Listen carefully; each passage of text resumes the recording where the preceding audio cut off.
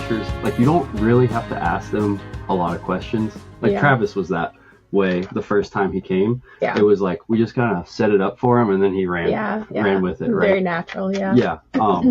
But you have experience like talking to crowds and stuff.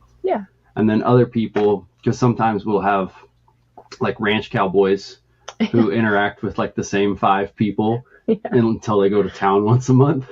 And usually you got to pull it out of them a little bit more. You know, maybe there's a little more like alcohol or something involved to help facilitate that. Well, I mean, it is afternoon, so we could dabble in that, but yeah, I wasn't thinking. I should have asked you. It's okay. I knew Travis was a bourbon guy, so I already had that on. Yeah, I don't think he would really pass up anything. So no. I mean, that would just be rude to pass it up. So, yeah. He's a Southern gentleman, right? Yes. All right. Well, that sounds good. I mean, however you want to work it. We'll just talk and really what these things are, because we make a little money off of this now, but really what these things are is an excuse to like sit down and pick someone's brain. Sure. Because it's a lot harder to be like, hey, can we just sit and have a conversation for 2 hours? People are like, no, I'm way too busy to do that or whatever. And, right? I mean, that's the honest truth most of the time. Yeah. And I'm going to adjust this just a tick. Especially when you get to like some of the horse trainers and stuff we talk to. But if you're like, hey, we're going to record it, put it out there for the world, they're like, oh yeah, like I'll sit down and help those guys out. So, but for anyone listening, if they haven't put it together yet, you are Travis's wife. Yes. Right. And we've had Travis on twice now. And it's fun to have him on because I think there's a lot of discourse within the farrier community. It's one of those communities where people aren't afraid to express opinions. You know, sometimes horses, I think it depends on the discipline. Sometimes people just like put their heads in the sand and don't say anything, right? And they just kind of look at people. And then other times they're like super willing to share what their thoughts are. No filter whatsoever. But every time we have Travis on, this might surprise you, but he'll say at least one controversial thing. Oh no, not Travis. But probably in a very like very nice way though, right? Yeah. Like almost making it seem like it's your idea, not his idea. But we love that because then it's like, oh, now there's a ton of interaction, you know, on Facebook or YouTube or whatever it is, and just like seeing that because. I mean, it's not like I don't really know anything about farrier stuff. I know how to like pull shoes and trim horses, and that's about it. Yeah. That's a lot. Yeah. Well, for a while there wasn't anyone else to do it.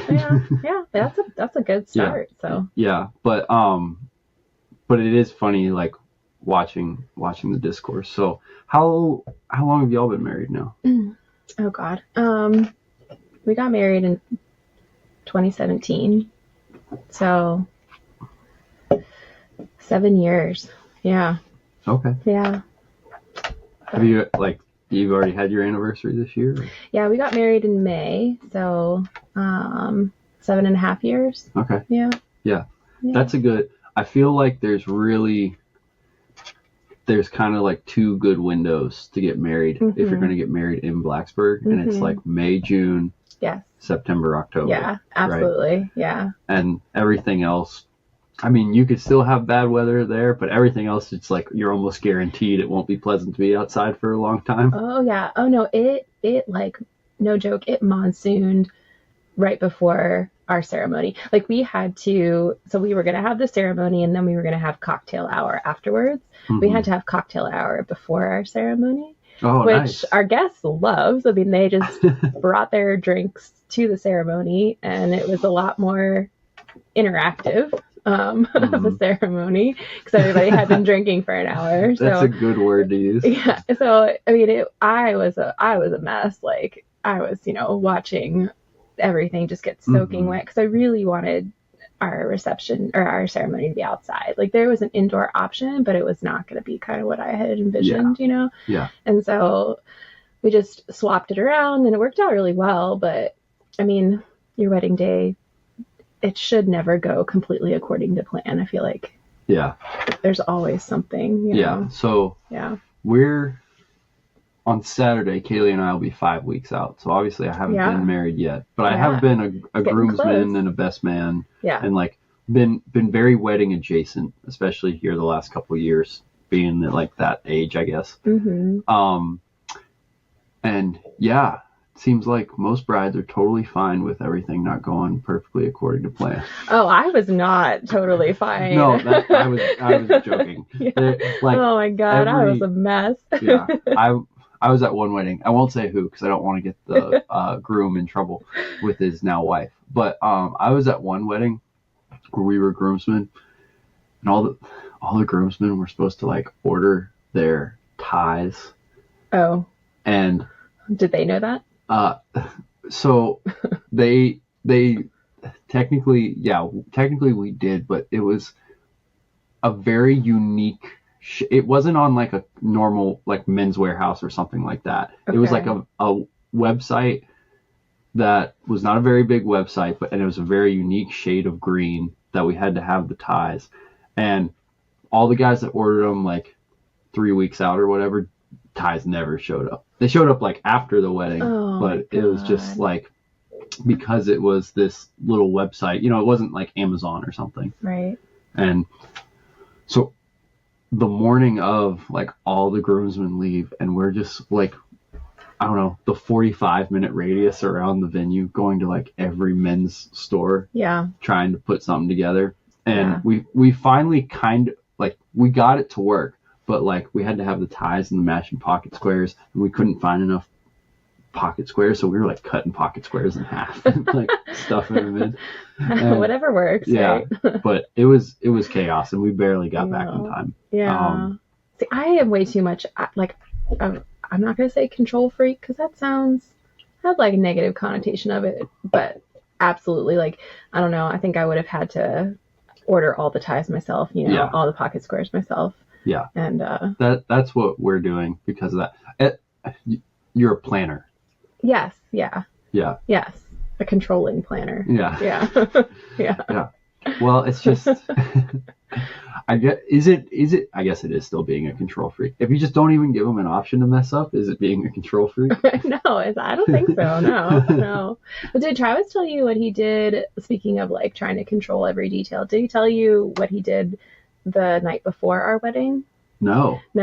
Okay, so he swears that he had no idea, but he, like, some of his friends picked him up and they drove him to North Carolina to go skydiving.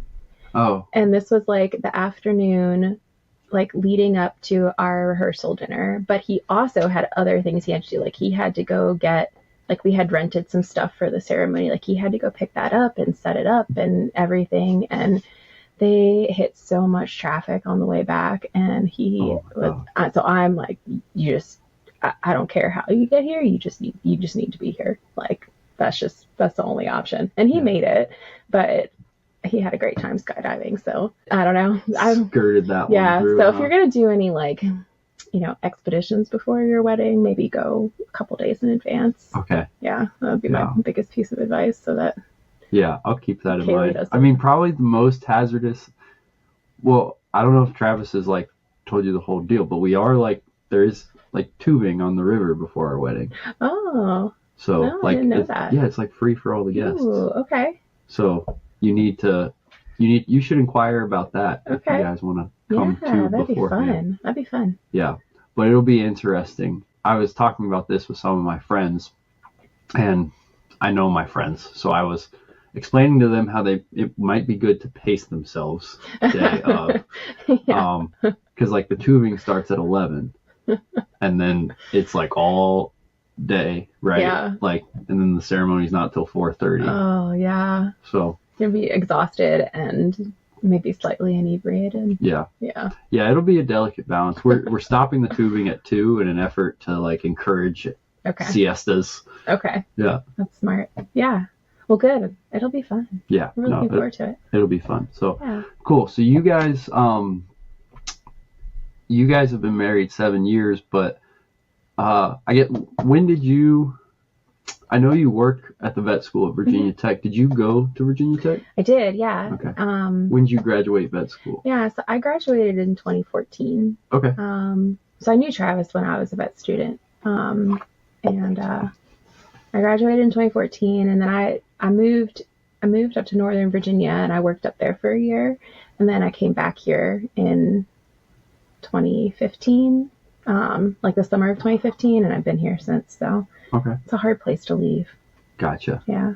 Yeah, it's the Hotel California. Yeah.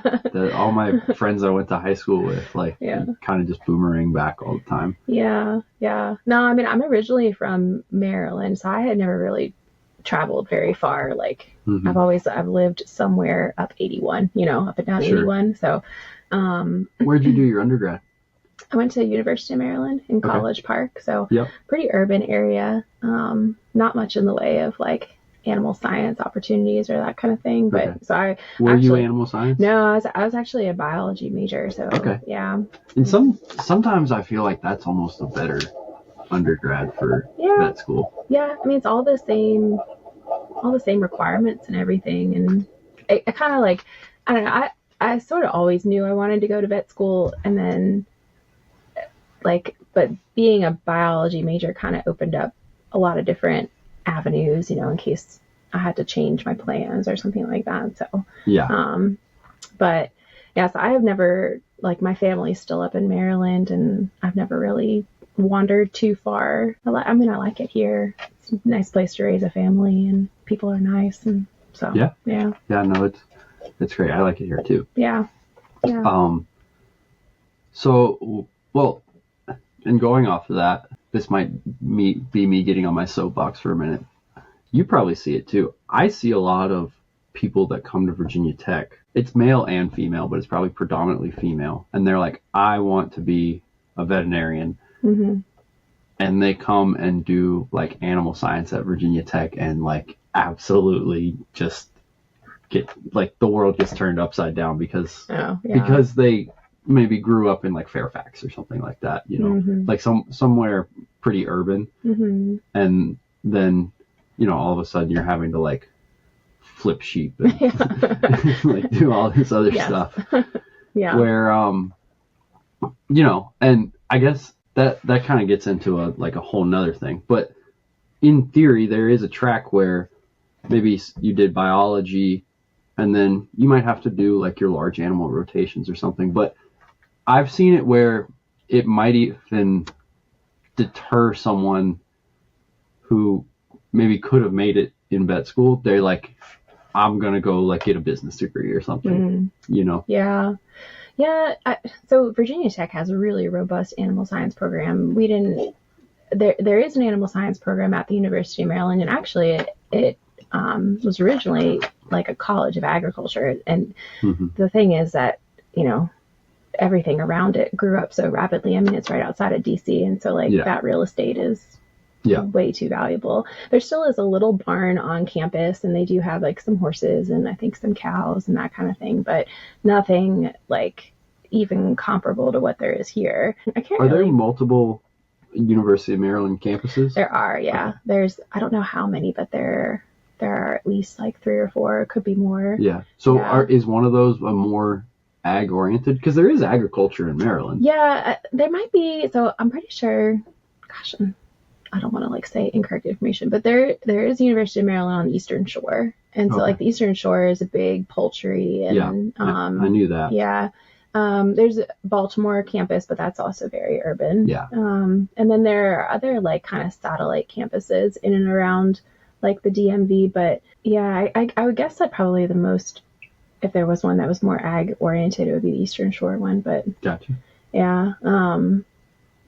So I did biology. Just, I don't even know how I picked biology, but I was just like this nerdy science kid. Oh wait, no, here, even nerdier. I was in a like undergraduate like honors research society, right? Oh, so okay. yeah. So I was always very like school focused and that kind of thing. So I did bio, and then but that sets you up for going to the pre-med route or the pre-vet route or whatnot. There's lots of options. The biggest, and this isn't a hard and fast rule, but typically I feel like if you're going to get a bio degree or something that's more of the like general sciences, it's like setting you up for more school somewhere in one way or another. Probably. You can leverage it to do something else, but just from the people I know that were on that track. Yeah,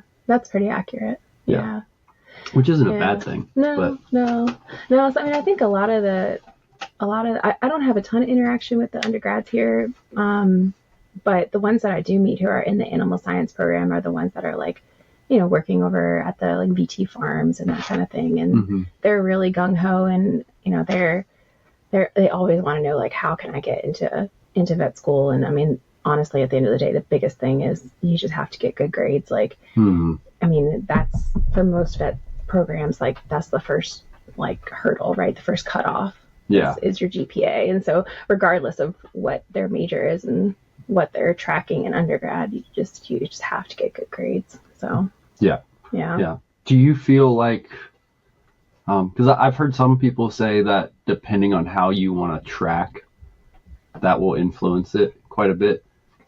Yeah, so there is definitely there are certainly a lot more veterinarians or vet students who want to go the small animal route, right? So if we can encourage vet students to continue the large animal route and go into either like equine practice or food animal practice, that we're trying to build numbers of students who are interested in that. I don't know if it would necessarily give like them an edge, for admissions. It probably depends on the program. Sure. But because we don't have, like at Virginia Tech, we have a certain number of Virginia slots, a certain number of Maryland slots, and then a certain number of out-of-state slots. And that we fill those accordingly. We don't have like X number of small animal slots or X number of equine slots or that kind of thing, if that makes sense. Yeah, no, that makes sense. So, but I mean, I try to, the large animal like faculty, we try to get to the first year vet students really early on and get them excited about large animals so that they want to. Well, because so that's something we've talked, pretty much every vet that's come on the podcast, we've talked to them about. Sometimes it feels like there's an overarching narrative of like the sky's falling, like we're running out of equine vets. We're running out of, I don't know if food animal is hurting near as bad, but definitely just like large animal in general. It seems like there's a big need for that. But to me, from the outside looking in, it makes sense why that is, because okay, let's say you're a girl from Maryland and you love horses and you like, I love horses and I want to be a veterinarian. Well, so you can go and be an equine vet, and there's lots of different situations. You can, you're associated with a university. You could be somewhere like you could be based in Lexington, Kentucky, or you could be in the middle of nowhere, right? But in reality, no matter what kind of vet you are, you're probably going to work your ass off. But if you were, let's say, a small animal vet, you could work a 9 to 5, go be at the barn every day at 5:30 and like have your horse and all that. And I see you like grimacing a little bit almost, because it's like, you love being around horses, but what's it like going to be? Is it going to be being around everyone else's horses all the time? I mean, not that I have a leg to stand on because I'm a horse trainer, and you know what? Horses are like the least broke at the barn, the ones I own. Yep. So I mean, so that's a very familiar scenario. Can't imagine how you came up with that scenario. Well, I see that a lot because I think a big part of it, honestly, is I think small animal veterinarian practices have kind of gone the same way like dental practices have, where they've been like consolidated by these big companies. And like going to be a small animal vet is comparable to like going to work for Capital One or like some big Fortune 500 company where it's like, here's your benefits, here's this, here's that. Yeah. As opposed to, I'd say you're far more likely to be in a type of environment if you go large animal. It's like, oh, I'm going to go out here. Maybe I can get like a portion of a practice. It's way more, I'd say, like the end goal would be like I work for myself type route, where the small animal stuff has turned more into like a 9-to-5 job. And some people find that appealing. Yeah. Because is there more upside to like owning your own practice and all that? Yeah. But also it means like you might have to work your ass off, especially in the beginning. Yeah. And so yeah, that's, I don't know. You could go down the rabbit hole a lot in terms of like just like society, like why we pick one over the other and all those things. Yeah. I mean, I think so. Like at the end of the day, for me, like the whole reason I got into this was because I grew up with horses. Like I loved horses. Like, you know, if I was awake, I was like at the barn, or if I was in school, I was like thinking about when I could get to the barn. And, you know, it was just a passion of mine. And so that definitely like sent me on my career path. And I think about like, yeah, if I was a small animal vet, I probably would have more time for like personal activities, but I don't think I'd be happy. Like I find it incredibly rewarding, and I get like, I'm so happy to go see and interact with horses every day and like get to know my clients and get to know their horses and like share in their successes. Right. You know, they like take their horse and they go to a competition and they do really well. And I really enjoy seeing my clients, like when I'm at horse shows competing, like I really enjoy seeing them. And so I think, yeah, I mean, I sacrificed a lot of my personal, like aspirations and goals with riding for a little while there, especially while I was in residency. I wasn't really riding at all. But you know, when I was done with that, I bought a horse that could, you know, I could go do some stuff with again. Although I've really lost my nerve. Like I used to be so brave. Like, I mean, I think about the things I used to do, like particularly like our cross country and like eventing. I was so, you know, I didn't care the size or the spread or the speed. And now I'm just like, oh God, no. Like it makes me nauseous thinking about that. Right. So I think, so I see that a lot. Yeah. I think it comes from one, like taking a break. Yeah. And then I think motherhood changes that a lot for people. Yeah. Not that obviously I have any personal experience, but I just see a lot of clients come to me wanting help with their horses. And they're like, before I had a kid, this would not bother me at all. Yeah. And now I just see everything through a different lens. Absolutely. Well, I mean, if you get hurt, it affects more than just you, right? Yeah. Like same thing for me. Like I have a really physical job, and so I don't want to be broken. I don't want my body to be broken and not be able to like I'd have to switch to small animal. Yeah. I don't want to do that. Just talked about I don't want to do that at all. No. So I think, I lost my nerve a little bit, and like, I don't know, there's one of the horses we have. I just don't ride her the months of like December through February. I'm like, nope, I'm just not going to, right? Yeah. So, it's kind of a crappy time to ride around here anyway. It is, yeah. It's just too windy, and I'm just not really into that like kind of excitement anymore. So Sure. Yeah. Sure. Yeah. Yeah, it's definitely interesting to talk about. I think just because I've grown up in Blacksburg and my like just we've had a lot of family friends associated with the vet school. I've seen a shift over my lifetime in like what people, I think a part of it too is you think about Virginia Tech and how much Virginia's grown in the last 30 years and like where are the kids coming from. And so again, I'm not necessarily saying it's a bad thing, but if you grow up, like say you grew up in like rural Louisa County or whatever, and then you come to Virginia Tech, you might be more kind of like what you were talking about. You're like, I want to be out in it and do all this stuff. But you know, that same kid, maybe 25 years later, like their parents are working a remote job, and it's just, they probably had a different way of growing up. And so they're like, I still love animals. That's still ingrained in them. Mm-hmm. But the lifestyle they have is, the lifestyle they imagine is probably a little different. Yeah. Well, I mean, Virginia is such a diverse state, right? Like, Yeah, it you've is. got the most rural parts of Virginia. I mean, Yeah. even far more rural than here, like Yeah, Blacksburg. like that. I think Highland County has the least amount of people. Okay. That And makes Highland sense. County has like 20,000 people Yeah. in the whole county. Yeah. Wow. And it's, I think it's bigger than Montgomery County, right? So Yeah. that's like, I don't know, if you took like a third of Blacksburg, maybe a fourth of Blacksburg, and just like spread it out over Yeah. the whole county. Yeah. But then you have other places like Fairfax, and then you have places like, Newport News. Yep. And there's a lot of it.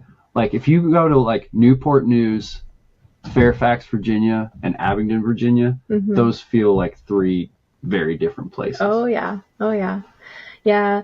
No, I mean, it really is. And then we see students from all over the state. And so you're 100% right. Like they all grow up differently, right? And, and some of the students are super adamant about going back home, and others are like, nope. Like, they finally made it out. Right. Yeah. But I mean, even if they came from like the Northern Virginia area, like then when they graduate, they go to like rural Wyoming or, somewhere completely new and different. And so I think it just depends. Yeah. It depends a lot on how you're wired. Yeah. So let me ask you this, like, do you personally, I know you have more stuff you're worried about than this, but do you feel like it's a problem, the lack of equine practitioners or large animal practitioners in general? Yeah, I mean,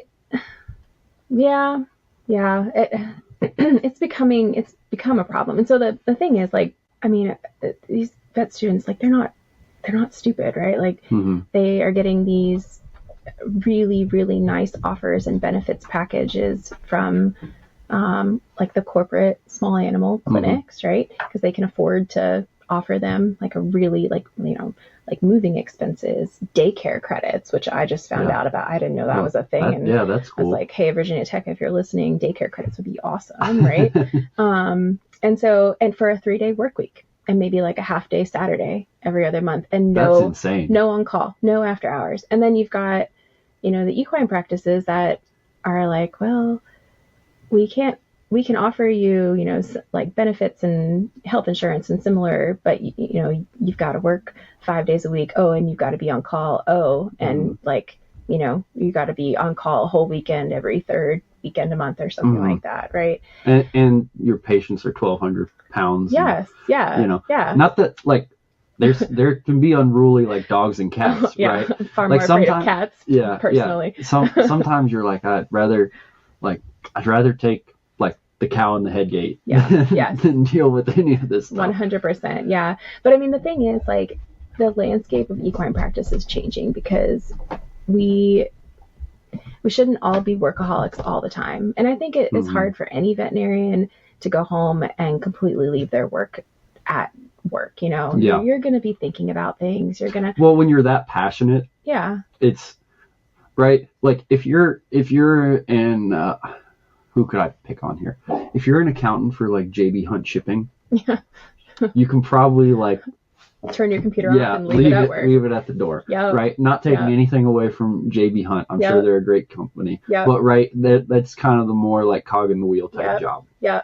Well, and to make matters worse, then you like, I mean, I don't know if you have social media, but you then go on social media and then you see, a recap of the appointment that you had earlier that day through your client's eyes, and like blasted on social media. Not in a bad way necessarily. Like most of the time it's, it's very positive but there's always that in the mix. So it's really hard. Like, even if I'm like sitting on the couch at home, just like the girls have gone to bed, like I'm just trying to like unwind, and I'm like scrolling on Facebook, and then I'll like see like there's a picture of me doing what I did earlier today, like, and so it's really hard to just completely leave it at home or leave it at work. But like going back to equine practices, like the landscape is changing. Like the equine practices are realizing that in order to have a sustainable, equine like profession, career path, we got to change the way we do things. And so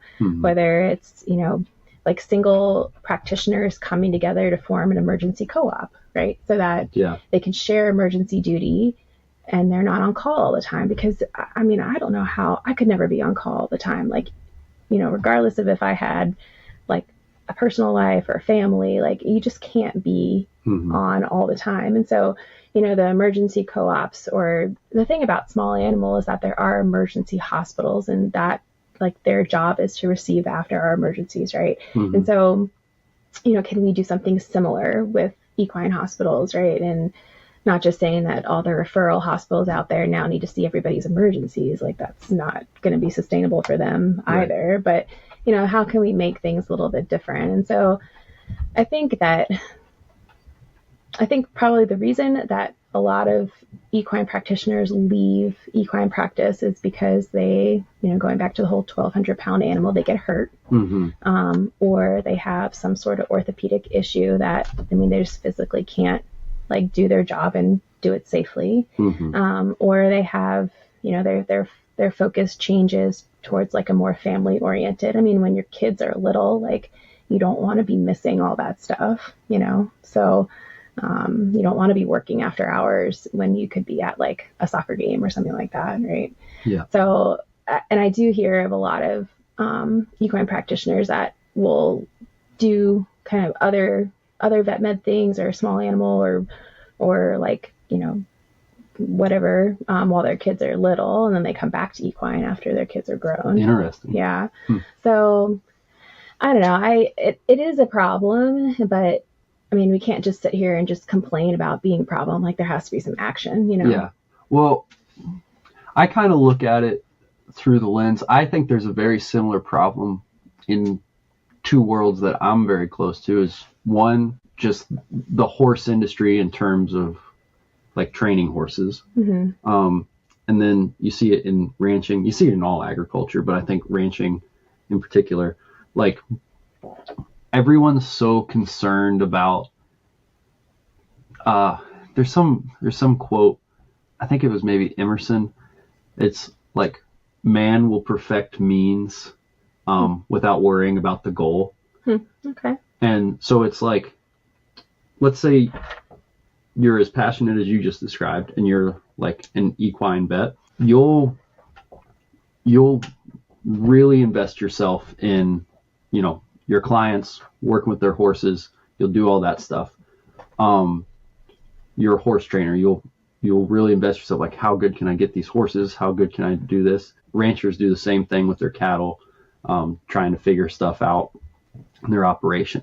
But one thing that I think a lot of people pass up because they're just so passionate is the sustainability.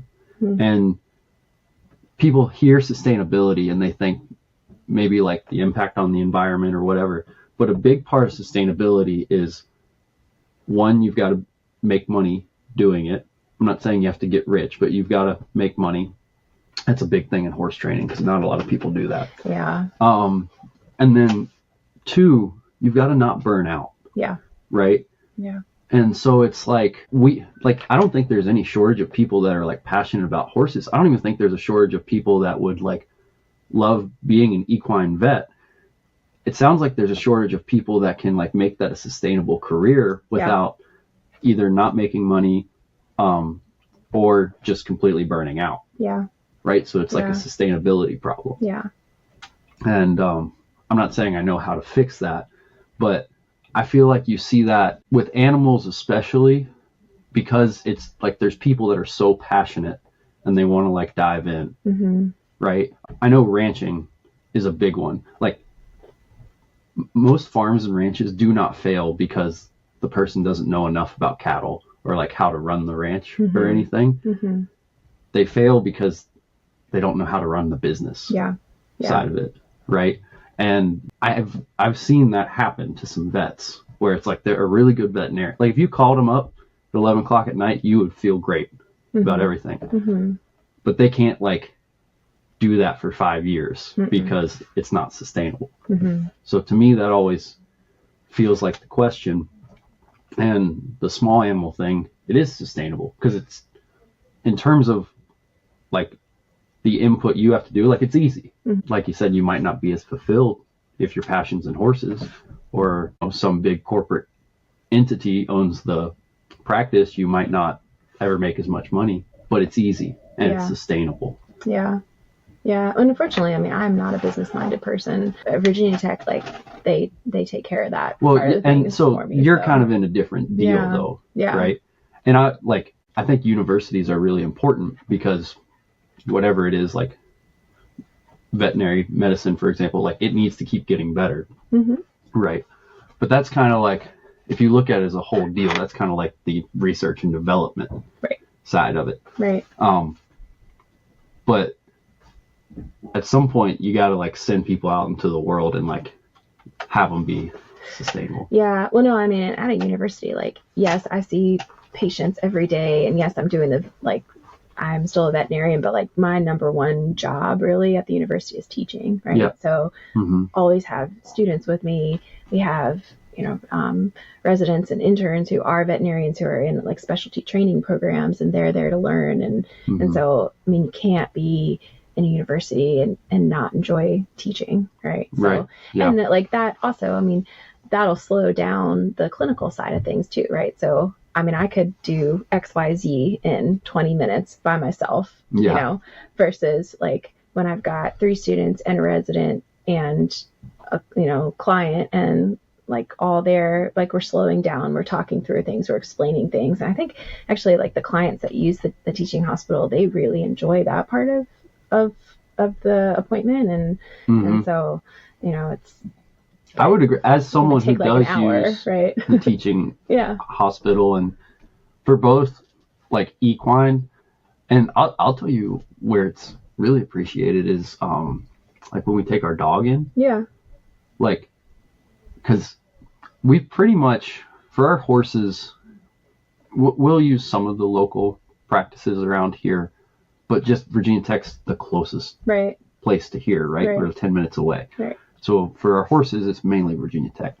But our dogs, like we've used some of the other places around here, and they're good. It's like, I'm not discounting what they do, but when we have gone to the vet school, taking the time to explain everything is, me as a client, I really appreciate that. Yeah, that's good. Yeah. I mean, the client is a huge part of the education process, right? Yeah.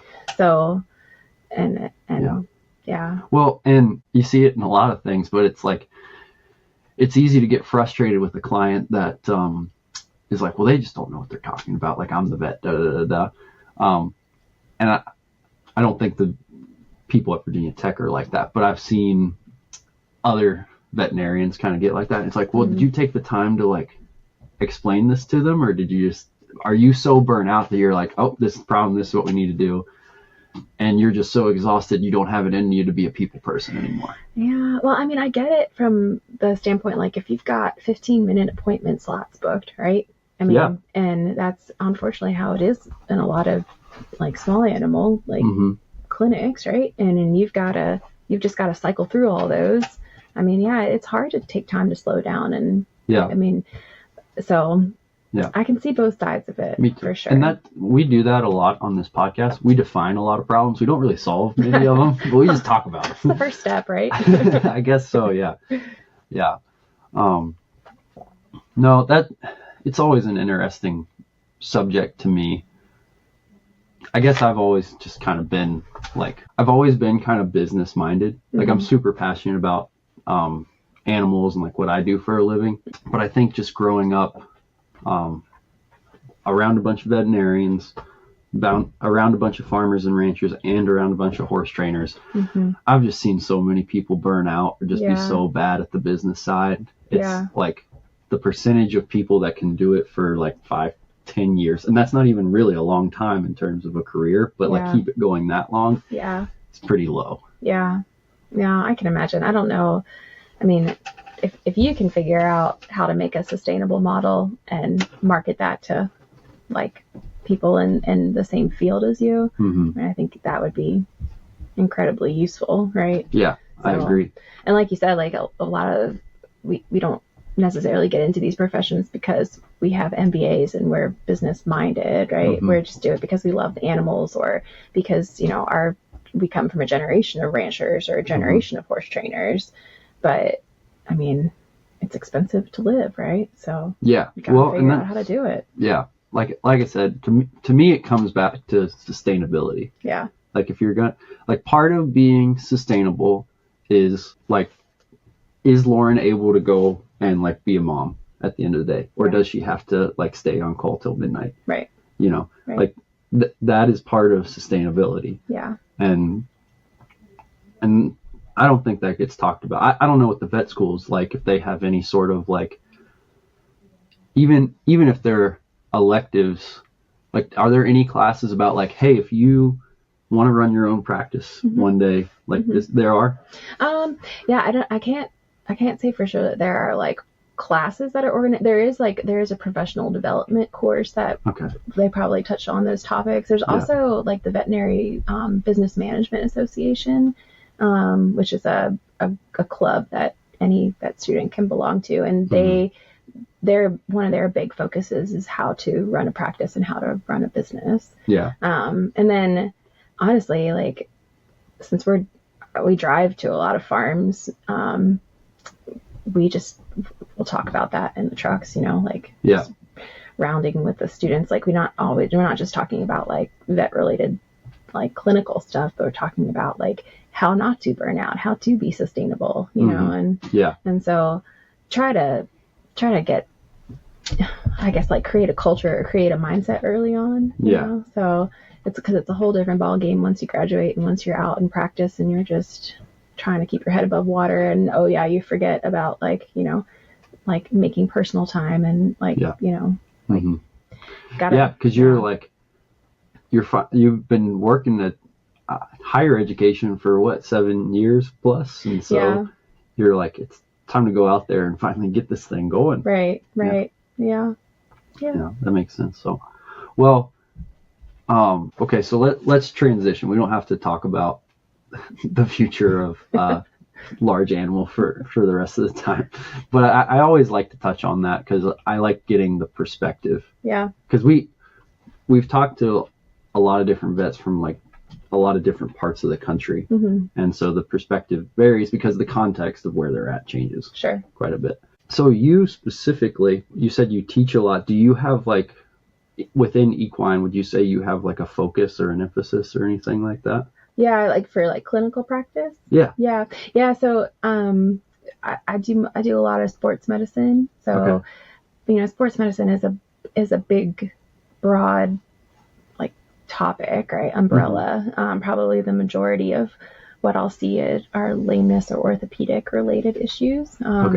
But a lot of the times it's really just a horse that's, something's not quite right with their performance, right? And it might not necessarily be like an overt lameness. It could be like a respiratory issue or gastrointestinal or neurologic or something like that. But whatever's going on, the horse is just not like performing as well as they had been, or you know, kind of what the rider or the trainer is expecting them to. So, but yeah, that's my kind of specialty. So when I graduated from vet school, I did a residency in sports medicine and rehabilitation, and so that was like an extra training program to get board certified in those things. So that's what I'm most passionate about and what I get like the most excited about. So you know, really trying to like, how can we take this horse and how can we help them reach their athletic potential? And there's so many things involved with that, like so many variables, right? So apart from just, you know, keeping them sound. So yeah, because there's, I mean, just like people, right? There's a big difference between someone who doesn't necessarily have anything wrong with them and someone who's at their physical peak, right? Yeah. So what could you define, at least like what in practice, what you're working on a little more? Like when you say sports medicine, I guess mainly like eventers and jumpers and hunters around here. Do you have any like Western performance horses, or like what are you working on mainly? Mainly, well, so there's certainly like our parts of the country where it's very, there's only Western performance, there's only like, English performance. And here we kind of get all the things, right? Because a large percentage or a decent percentage of our horses might be coming with students, right? And they're coming from all over the country or all over the state of Virginia. So probably the most common thing I'll see are English disciplines, right? So eventing, dressage, hunter, not so many fox hunters around here, but a few fox hunters. And then a fair number of Western performance, so barrel racers, Western pleasure, some reiners, but actually like, which I think is really cool, is like the combined like reining and cow work. Yeah, the rein cow horse. Yeah, the rein cow horses. Those, I mean, they are like insane athletes. Yeah.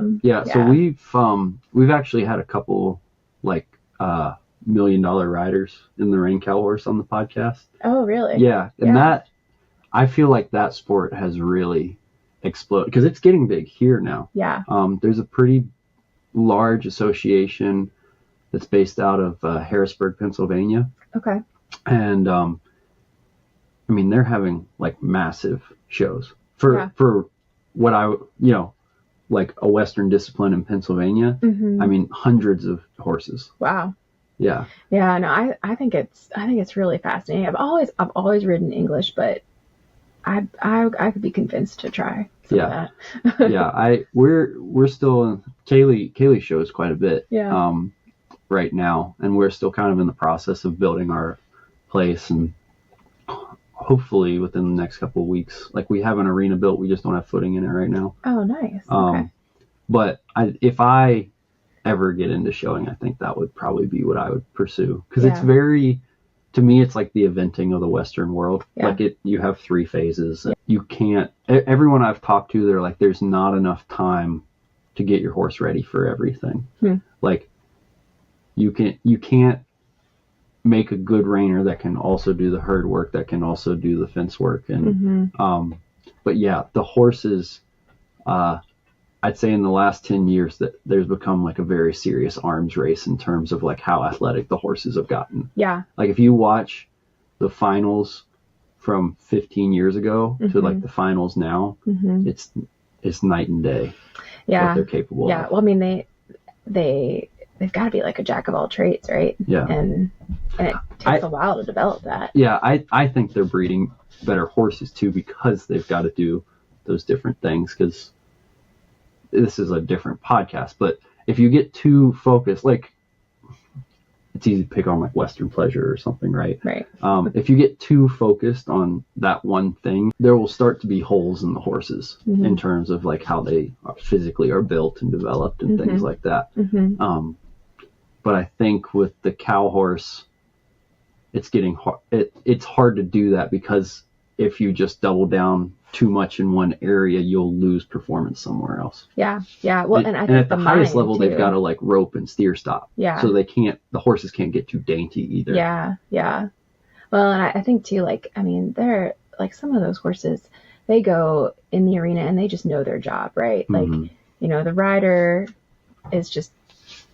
has done their part with the training and everything, and they're just there along for the ride, right? Yeah. At that point. And it is so impressive to me. And that, I think, like, that mind is something that can also be like bred for as well. I totally agree. So I've started a handful of pretty well-bred like cow horse type horses, and you compare them to, like, I've also started several horses that are like reining bred, and all the ones that are reining bred, it's almost like they're like, yep, no, you drive.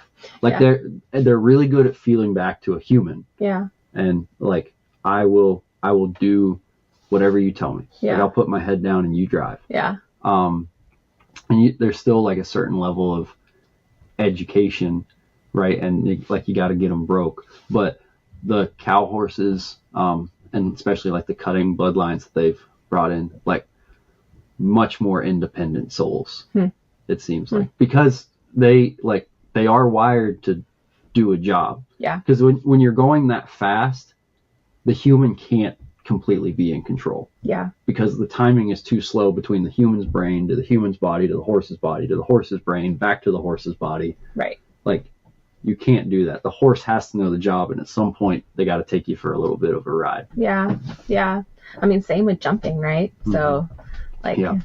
I find it's very similar to, there are very unique differences, but I find the horses that have more thoroughbred in them, they tend to be way more like, show me the job and I'll take care of it, compared to warm bloods, which, you know, a little colder blood, they can be less, like, they'll learn a job and do a good job, but I'd say they're less inclined to. They're way more like, no, you drive.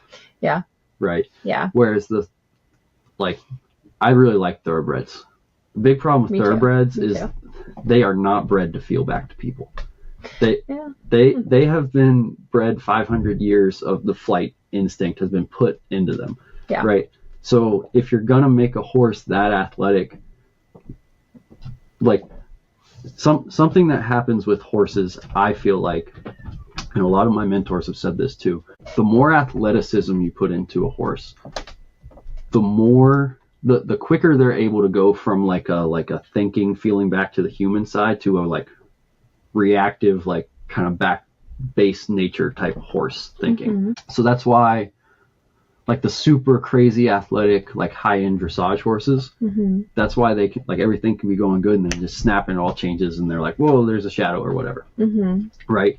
And like the cutting horses are kind of the same way. Like, I've started cutting colts for people and they're like twitchy little boogers. Yeah. It's like everything's going good and it all changes. Right. As opposed to, like, I don't know, more of the like kind of old, like big ranch quarter horse type horses. Yeah. They could still get bothered, but there's like a building process to getting bothered. Yes. There's where the switch is super quick. Right. With those horses that know how to do the job. And I think thoroughbreds are kind of the same way, where they're like, you can get a thoroughbred, and these are trends, not every single one, but you can get thoroughbreds to really feel back to you and do a great job. But generally speaking, when they start out, it seems like those colts operate with a lot more autonomy. But I mean, dogs are kind of the same way, right? Yeah, like, there's some, like, teaching border collies is way easier than teaching some other breeds and stuff, right? Yeah. It's like, how much autonomy is there and how much do they just have a natural disposition to focus on people? Yeah. Well, so I have a question for you about thoroughbreds. So do you find that there's difference in training a young thoroughbred that's been on the track and is like transitioning to their second career versus like a thoroughbred that's never been like track trained? Yeah. Do they have different mindsets, or do they? Because I'm not like knocking horse racing, but it's not like a feel back to me, like, let me drive type. Okay. Yeah. Thing, right. You're just teaching the horse to run as fast as possible. Yeah. And to be fair, like, if I wanted a horse to go as fast as possible, I wouldn't teach the horse to like always be checking in with me, like how fast we should be going. Yeah. Right. Yeah. Because that'll slow him down.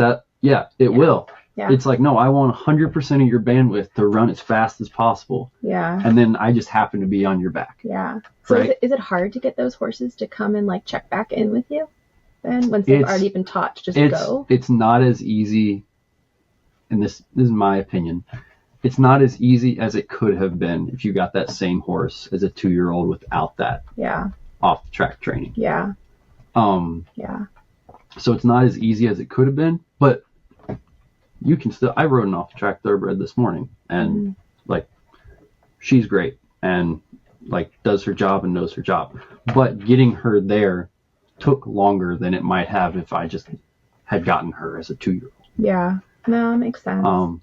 But it's just a different deal. Again, I'm not trying to condemn horse racing because it's highly, highly specialized, right? like they kind of get them to where, and this is the outside looking in, but it seems like they kind of get them to where like they're safe enough for people to handle, and like they're not going to be bothered about someone riding them. Mm-hmm. But like all those horses, you see them like they get to the track and they know their job. Mm-hmm. And that's like a lot of people get frustrated with thoroughbreds because they're like they won't slow down, they won't think. It's like they've never been taught to. Well, no, but and they just want to do their job. Yeah. Right? It's like an amped up dog. Yeah. That like you don't have any brakes on. Yeah. And so like every thoroughbred I've been around that like someone's taken the time to really make them good, like they get really good at their job. Mm-hmm. But like they need to work. They need to channel the energy somewhere. Yeah. Right?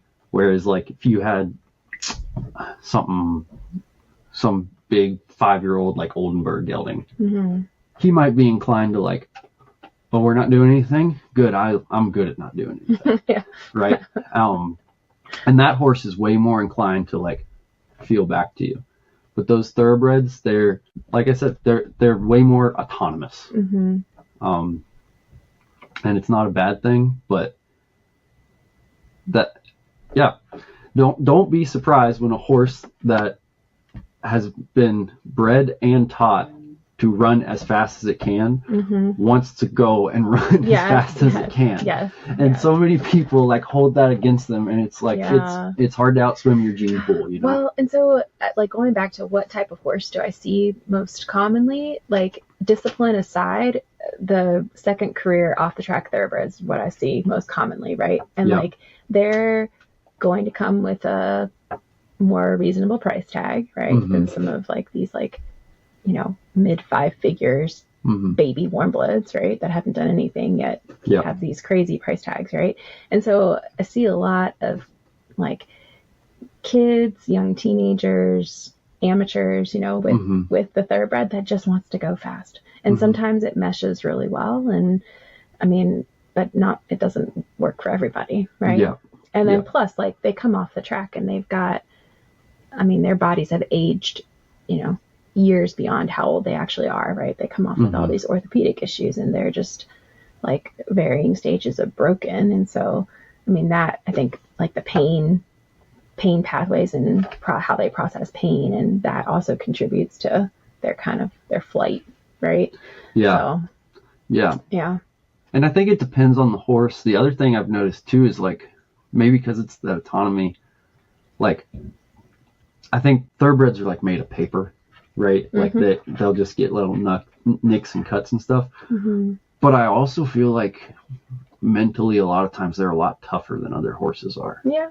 Because I don't think not that I think they've been abused, but I don't think you could go through that, like in terms of that sort of selection and not be tough. Yeah. Honestly, I think that, I mean, I agree.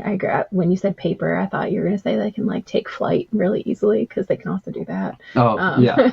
But no. It's, well, like my dog upstairs, a greyhound, right? Greyhounds are also made of paper. Yes, they are. Like, but I feel like half the time the thoroughbreds, you could like look at it and then there's another little scrape on them. Yeah. No, I mean, honestly, one of the breeds that I have like the most respect for, they just internalize everything, are standardbreds. Like, I don't know if you've worked with any, especially like retired standardbred, the pacers and the trotters. Yeah. Like, they are just like, they can go through anything, and they're just like, okay, all right. Yeah. You know, I'm here to do my job, right? Yeah. So, well, they're New Englanders too, right? So they're also like repressed and stoic. Fair enough. Yeah. No, but I agree with you there. They tend to be pretty tough horses. Yeah. So let's talk about that, because all right, here's a hot button I definitely have a lot of opinions on, and I deal with this a lot with clients. Someone will come in and like, they'll call me and be like, hey, I have I need you to start my 5-year-old warm blood. Okay. And I'm like, okay, well, why didn't you call me like, what's it been doing for 5 years? Yeah, exactly. Yeah. Why didn't you call me 3 years ago when it turned 2? and they were like, oh, well, my vet or my farrier or my friend said I shouldn't, like, this horse shouldn't be ridden until it's done growing and it's like, all the joints are fully formed, and there's all this rhetoric. You've probably heard it. And then me, at least from the perspective of what I do, I'm like, oh, okay, how many colts has that person started? Mm-hmm. And they're like, I don't know. I don't think they've really started any young horses or done anything. Because and I ask that question in all honesty, because if I meet someone mm-hmm. who like gives that advice, like wait till they're 5-6 years old, mm-hmm. and that person goes and makes a living starting 5 and 6 year olds, I want to go meet them, mm-hmm. and I want to go learn from them, because that person is a lot tougher and a lot more badass than I am. Yeah. And it's like, okay, I can appreciate like what we just talked about. Right.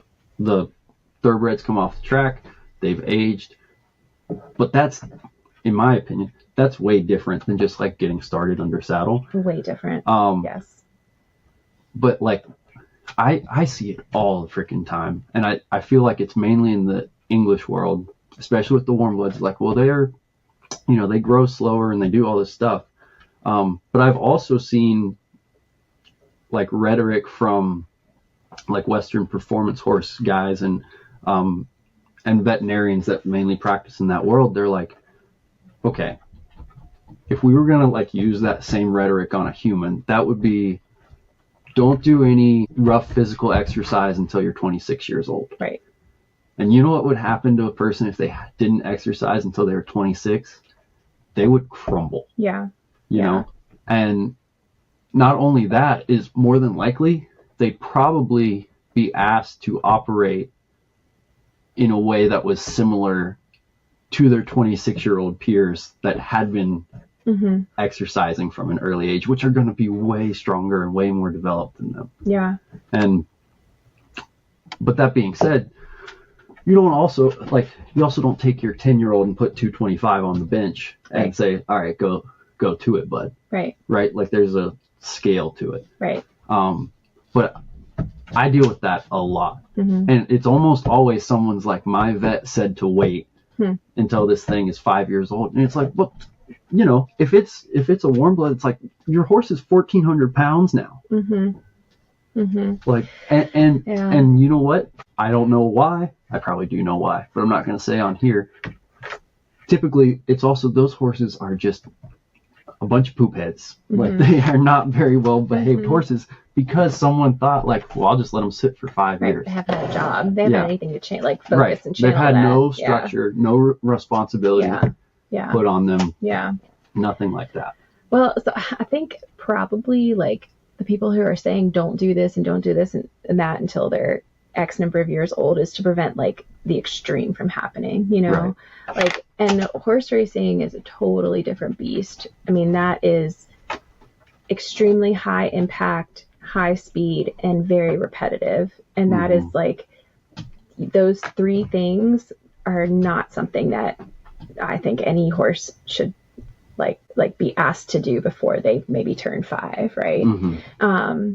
And so, but I do think I'm with you. I think it is a bad idea to not give that horse some sort of job until they're 5 or 6 years old, because then you just have like a tyrant on your hand, right? Mm-hmm. So I am not a horse trainer. I have not started a youngster from the ground up or anything like that, but I've been around a lot of people who do, and the most successful horses that I see are the ones that when they are like a yearling or 2 years old, they're started on the ground, right? Mm-hmm. Like with groundwork and learning like, hey, here's my space, here's your space, and like be respectful of that, right? Mm-hmm.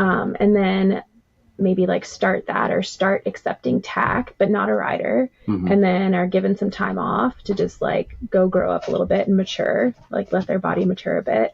And then come back to that 6 months to a year later as like a 3-year-old or a 4-year-old. And then you've got the foundation there, and you've like got a horse that understands like what it means to have a focus and have a job.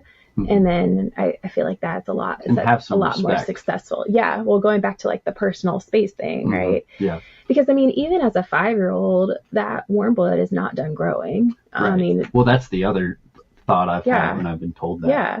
But the thing is, like, joints and bones and tendons and ligaments, they need positive feedback from like ground reaction forces in order to like mature and develop appropriately, right? Like if you just keep a horse in a stall, for example, they're going to lose bone density, they're going to lose muscle mass, like their joints are not going to go through that range of motion that they're supposed to, so they're going to lose a lot of like flexibility and like they're just going to lose a lot of condition, right? Versus a horse that is turned out in a pasture or gets turned out time, like if left to their own devices, walk, trot, cantering around, like their body is taking like feedback, you know, and their bones and their muscles and their joints are like developing at an appropriate rate.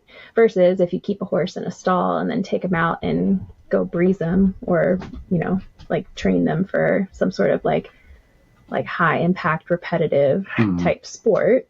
I mean, and you know, there are certain like Western and English disciplines that are, you know, like guilty of this too. Those like the things that are developing in that horse are not going to be receiving the same sort of feedback. It's going to be like go go go go go and then nothing, right? And go go go go go and then nothing, right? And so that's not healthy. Yeah.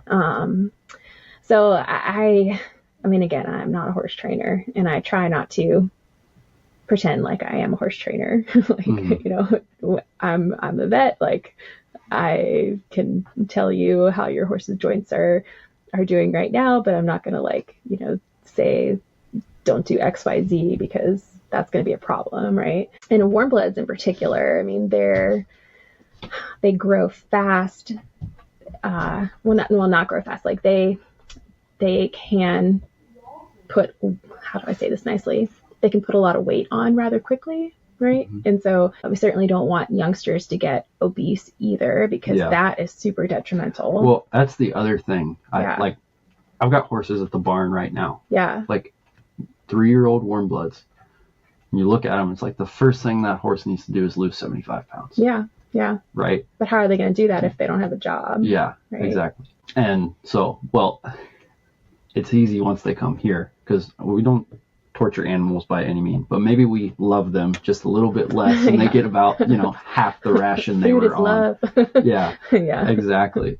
No, I see that a lot too. Yeah. And that comes hand in hand. Like, yeah, it's just like people, they bring a horse that's too old, too fat, underdeveloped in terms of muscle, has no context of like what it means to have a job, have responsibility, and have respect. Yeah. Yeah. And I would say that constitutes, I don't know, 60% really of what comes in. Yeah. Yeah. Yeah. But it doesn't mean that they have to be started, like they don't have to be back just 2-year-olds, right? Like you can do a lot of that stuff on the ground too, can't you? Yeah. Or ponying off another horse. Yeah. So I mean, the way I look at it, yeah, you can prepare them. Like I've done that. So my dad, he's got a couple young horses. He's got 2 3-year-olds and a 2-year-old. I took that 2-year-old, he's now 2. I took him as a long yearling. And I mean, I did everything but ride him. And we did that because he was already like 15-1 or something. I mean, he's big. Yeah. And so I was like, all right, we need to start getting him on the payroll in some capacity. Yeah. But I mean, he's had a saddle on him. He's been roped a ton. He's had his feet roped. He's great for the farrier. He's been, you know, roped off of other horses, ponied off other horses. He's like really easy to get along with. And sometime this fall, I'm going to start him under saddle. Yeah. But it'll like probably be pretty low drama, honestly, because he's very prepared. And the other thing for me, I know I don't have the science behind it like someone like you would, but people will send me 2-year-olds to start under saddle. And it's very clear they're like gangly and not like physically fully developed. And I will ride them. The rides probably won't exceed 15 or 20 minutes. Mm-hmm. And I'm very upfront with people, like when their horses are young. It's like, just so you know, like, I'm going to do everything in my power to help your horse. Mm-hmm. But I'm pretty liberal in terms of giving 2-year-olds the day off. Yeah. Right? Like Yeah. if he had 2 good days in a row, like if Monday and Tuesday were great, he might not even get touched Wednesday. Yeah. And then maybe do Thursday, and then he gets another 3 days off. Yeah. And again, it's not like science backed, but in my mind, I try to just think about like what I know, at least from like a human standpoint of like exercise science. It's like, if you do something like that with him, his body and his tissue needs some time to repair. Mm-hmm. You can't just pour it to him mm-hmm. constantly. And part of that too is behavioral, mm-hmm. right? It's the sweet little 2-year-old that's like trying his heart out. It's really easy for him to get a day off. If you're a 5-year-old and you think you like rule the roost, mm-hmm. it's a little harder for, like, I probably won't give you a day off. You might get ridden twice a day. Mm-hmm. Because sometimes manual labor is good for the soul. Yeah. And sometimes it might help for you to be sore for a while. Yeah. Right? Not in like they're sore from a bad saddle fit or anything like that, right. but sore in like, oh man, I actually had to work today. Yeah. Because I think horses are just like people. They will be miserable if they're just comfortable all the time. Mm-hmm. Right? Mm-hmm. Like, not to get too philosophical, but they are, in my opinion, I tell my clients this, like, they are beasts of burden. Mm-hmm. Like, they're made to do a job. Mm-hmm. You got to give them some purpose, because I see a big difference behaviorally in the horses that are, like, even if you have a pasture pet mm-hmm. that's well behaved and doesn't bother you too much, I just see like a different type of confidence in horses that have a job, know their job. Like, again, not to get too philosophical, but they feel that purpose, in my opinion. Yeah. Yeah, I agree. And so that's how I've approached it. Now, if someone like you came and you were like, hey, realistically, like for this specific horse, like this is more the regimen they should have to help their physical development, I'm very open to changing that. Yeah. But I try to go off of, one, how are they doing from like a behavioral education standpoint, and then I address, like, I just try to test how sore they are, because it's like, if you're a 2-year-old and you get ridden for a couple of days, like, you might be back sore because you've literally never carried anyone before. Sure. And it's like, okay, I don't want to continue that. I'm not gonna like keep pouring it to them, but I'm also not like, I'm not going to weep over the fact that I made this horse sore, because if I went and worked out, and like, I'm like anyone else, I go through phases where it's like, oh, I got to kind of get back on the horse and get in the gym again and get regular exercise routine. Mm-hmm. I'm sore for a couple weeks if I've taken some time off, but you know what? Long term, it does me good. Yeah. And so it's like, okay, you've been sore, like, in a good way. I think there's like I don't want to do it in a way that makes them cripple or I'm really big on saddle fit too. Mm-hmm. That's the big one for me, for those mm-hmm. colts. Like, their back, to me, I think their back's going to be sore, but if it doesn't go away in a couple of days, mm-hmm. then it's like, okay, well, this is something systemic, not you just carried a person for the first time ever. Yeah. And you've got to like rest and build that back. Yeah. Yeah. And so for me, that's kind of how I approach it. Yeah. Well, and I think like, regardless of the discipline or the type of horse, like, the training regimen is incredibly important, right? So mm-hmm. like, not repetition is good, but maybe like making sure that, like you said, you've got appropriately fitting tack, you've got good footing, like, the horse is otherwise in good like physical condition, right? Mm-hmm. And so it's totally different taking a like for example, I'm not a runner, but if I decided I wanted to go start training for a marathon, I'm not going to go first day and go run 5 miles straight, right? I'm going to be crippled. Like, I'm not going to be able to move the next day, or probably for like a week after, and I'm going to resent that. Yeah. Like, you have to build up to that. And so I think it's interesting, like, having kids versus being around young horses, like there's a lot of similarities. Like I think play-based training and play-based interactions are important for like small children, but also like youngsters, like young horses, like learning something for the first time, right? And that play-based can be like reward centric or not reward centric, you know, like there's a lot of different ways to achieve that. But I know that, I mean, and I don't have a young horse, like she's 14, but if I just go out there and just drill the same exercise over and over and over again, I mean, she'd rather just buck me off, you know? Yeah. Right. Absolutely. So like, I think, your training strategy is super important. And then also like changing that strategy depending on the personality that you're dealing with. Because I'm sure you see that a lot. Every horse has a different personality, and some can handle certain things, and whereas others can't. So yeah, like I would say, if I had to oversimplify kind of the formula I have now, like we've got to get you to where I feel like I can control your feet from your back. And then we're just going to go out and I'm going to show you as many things as possible, right? Like even if they're never going to do anything related to cattle, I think it's really nice getting the horses around cattle because it's so stimulating. Oh yeah. And like gets them having a feeling of purpose really early on.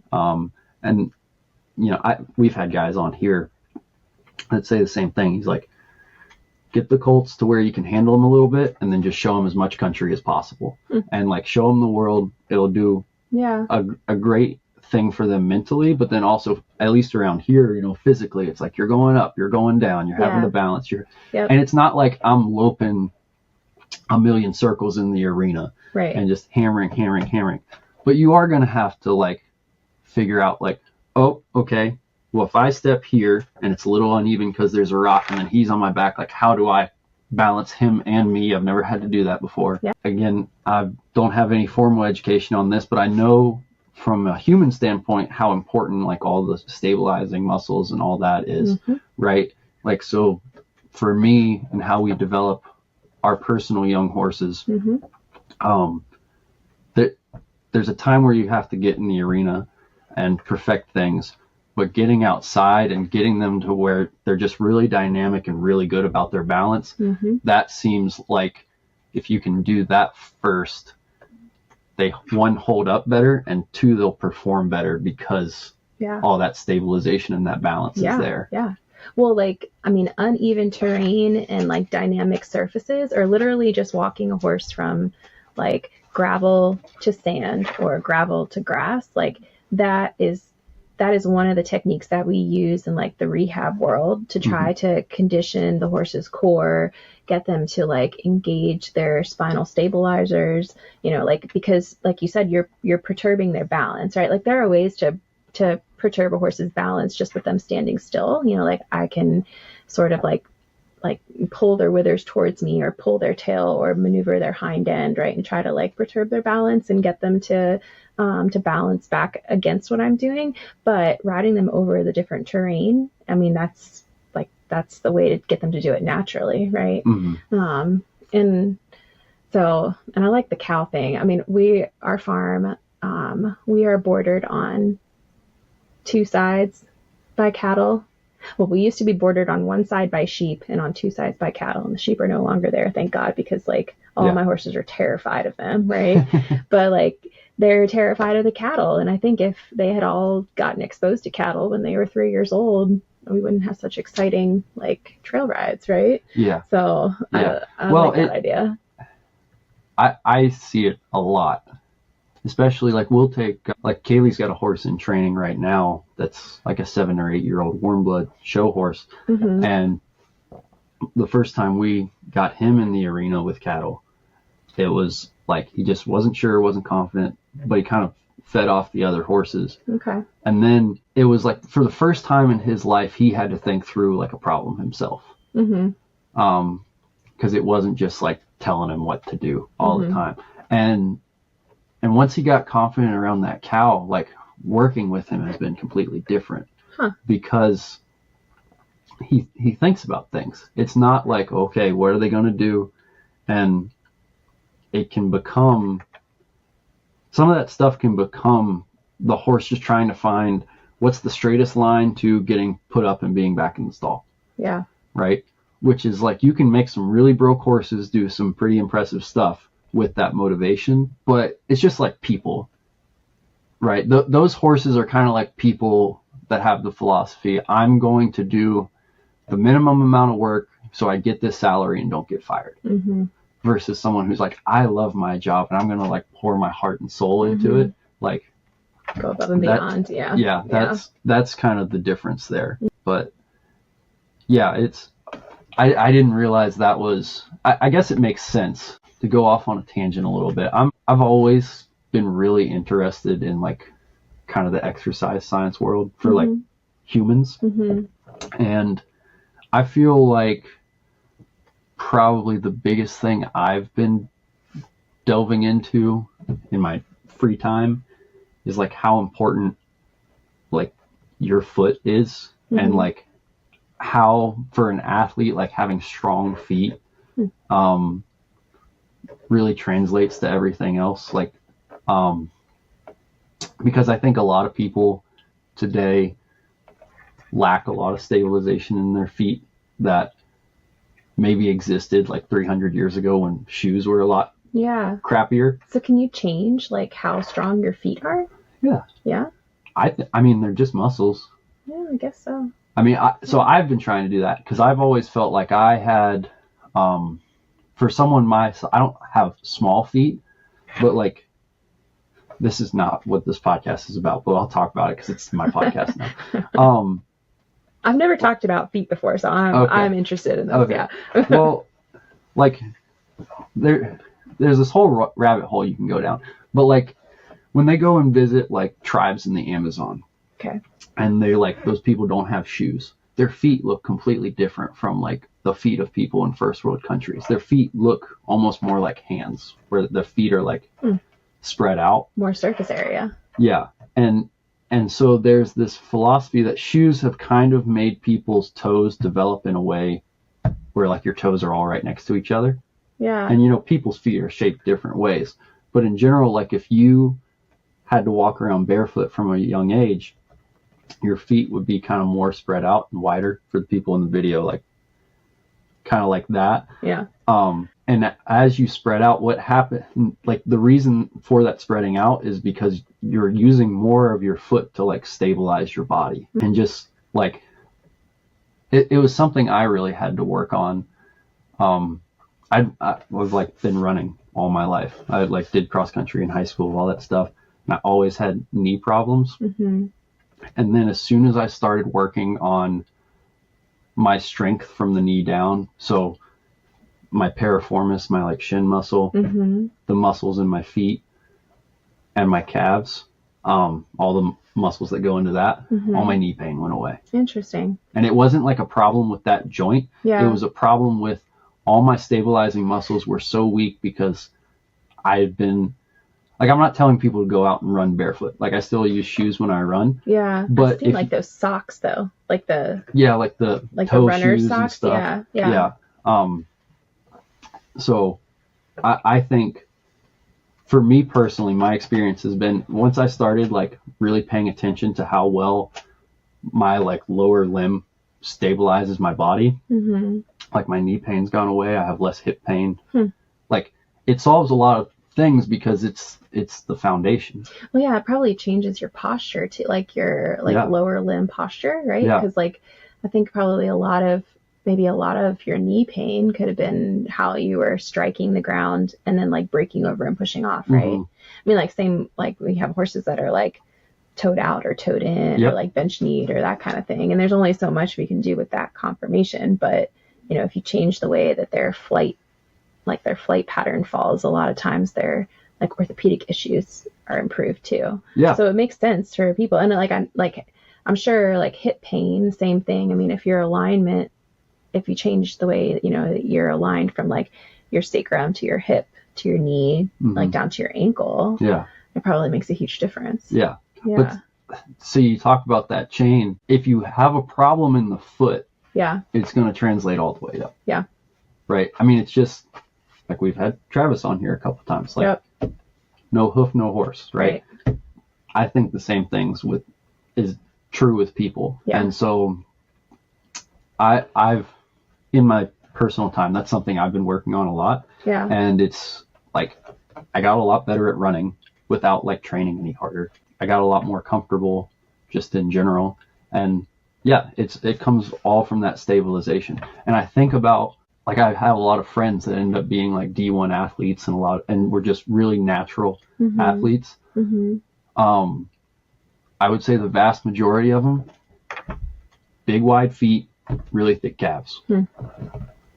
And so anyway, that's my, not that people listen to this to hear all the exercise science stuff, but it's so important for how anything moves. But you think about a human performing or a horse performing, if you don't have that stabilization, one, you're way more prone to injury. But two, what's going to happen is you're going to get into a performance or into a training regime, however far, those muscles aren't going to be able to behave like they're designed to behave. And then you're going to go farther up the chain to compensate. Yep. Or you're going to get a muscle injury too. Right. So, because they can only compensate for so long. Yeah. I'm curious, like, have you ever heard of, or have you tried yourself blood flow restriction? Have you heard of that before? No? It's a thing. So it's really commonly used in like human athletes and in physical therapy, particularly like athletes who are coming back from like, I want to say knee, like a meniscal injury or something like that, or a calf injury or something like that. Yeah. Like blood flow restriction is really cool. You should look it up, like, because that could also really help. It helps with like runners and like muscle development, that kind of thing. Basically what it does is you take a cuff and you put it around like either your thigh, or if you're working your upper body, like around your bicep, and it occludes not 100%, but majority of the blood flow to the muscles below the cuff. And then even like doing a simple squat is going to work those muscles like 10 times as hard, because they're in like an anaerobic oxygen deprived environment. And so like the muscle gains after doing just simple exercises, like literally just like a stationary bike and cycling, or doing squats, just standing still for just a few minutes, like the muscle gains after that with the blood flow restriction cuffs on is insane. And so like when I was a resident in my sports medicine residency, I did some cross training with the athletic department on main campus, like with football players and that kind of thing. And they had football players or other athletes who were, they had knee surgery and they had like severe calf and quads atrophy, right? Sure. And so they were using the blood flow restriction like just to do their physical therapy exercises, and like these like big guys, right? Literally shaking trying to do a squat because it makes the muscles work so hard. Wow. But that was a big part of how they like helped their athletes get back to, like performing like post-surgery or post-injury. And it's used in like our geriatric population to help maintain muscle mass. And so it's kind of interesting because a lot of the things that we're trying to develop in the rehab world for horses have started in like the human side of things. And so we're trying to figure out how to like bring blood flow restriction over to horses to try to help improve the quality of healing of injuries in like the lower limb and that kind of thing. It's a little bit more challenging because, there's no muscle from like the knee or the hock down, right? Yeah. So you'd have to put the cuff like higher up, like either on the radius or the tibia. That's so wild, isn't it? Yeah. Oh yeah.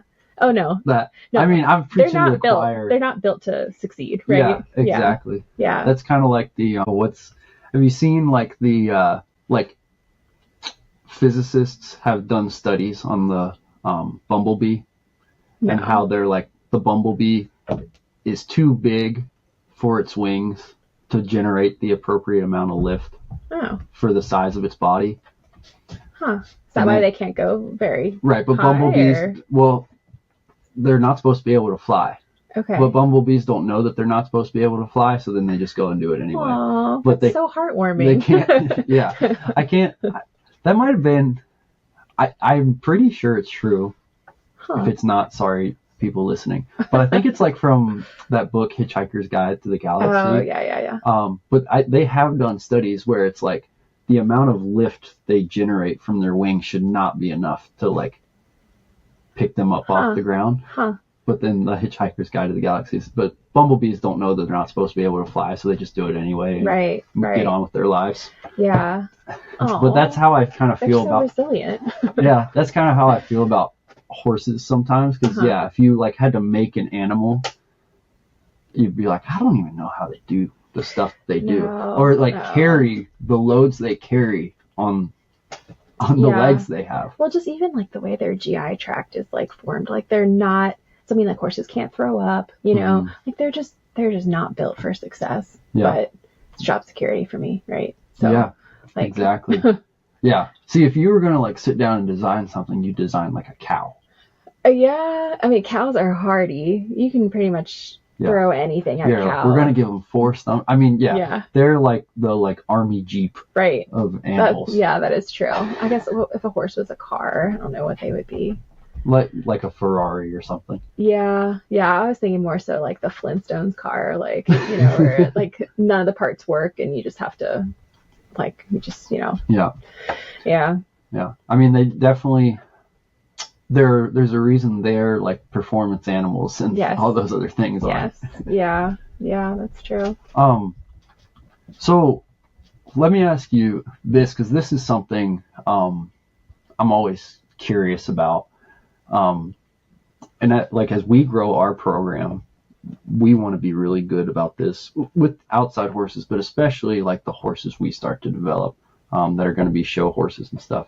One thing we do right now is we've got a freezer in the tack room, and we pretty much after every ride on our personal horses, we ice boot everything every day. Or at least if the ride is longer than, I don't know, 10, 15 minutes. Sometimes like I'll ride a horse to just work a colt like in the round pen. And if you added up all their steps, it wouldn't even be like a quarter mile. Yeah. So I worry less about that. But if we go and like actually like walk, trot, canter and work them, we try to ice boot them, which might be overkill. But like, I think for me, that's always something I'm trying to look for, is kind of that an ounce of prevention is worth a pound of cure. Yeah. Like, what do you, like, if you had to give someone advice on, hey, do these things with your horse that's a performance animal, and it's not going to guarantee that they'll never get hurt or you won't have problems, but like your risk goes way down. Yeah. Like, what are the things you see that, like, maybe someone's looking for like a bang for their buck sort of deal? Yeah. Oh gosh, I could talk about this for like another 2 hours probably. So I mean, that's really good that you mentioned the cold, and I think cold is very helpful, like post exercise. The opposite, so like heat and warming up tissues pre-exercise can be very helpful as well. And so, you know, that's part of the reason why we don't just get on the horse and go like, you know, canter or course offense. That's why we like warm them up, is to get like, you know, get their bodies like warm and everything warmed up first before we go do hard work. But if you have some sort of way to like... Could we talk about that for just a second? Sure. Yeah. Is there any sort of definitive, like, how much warm up you should do?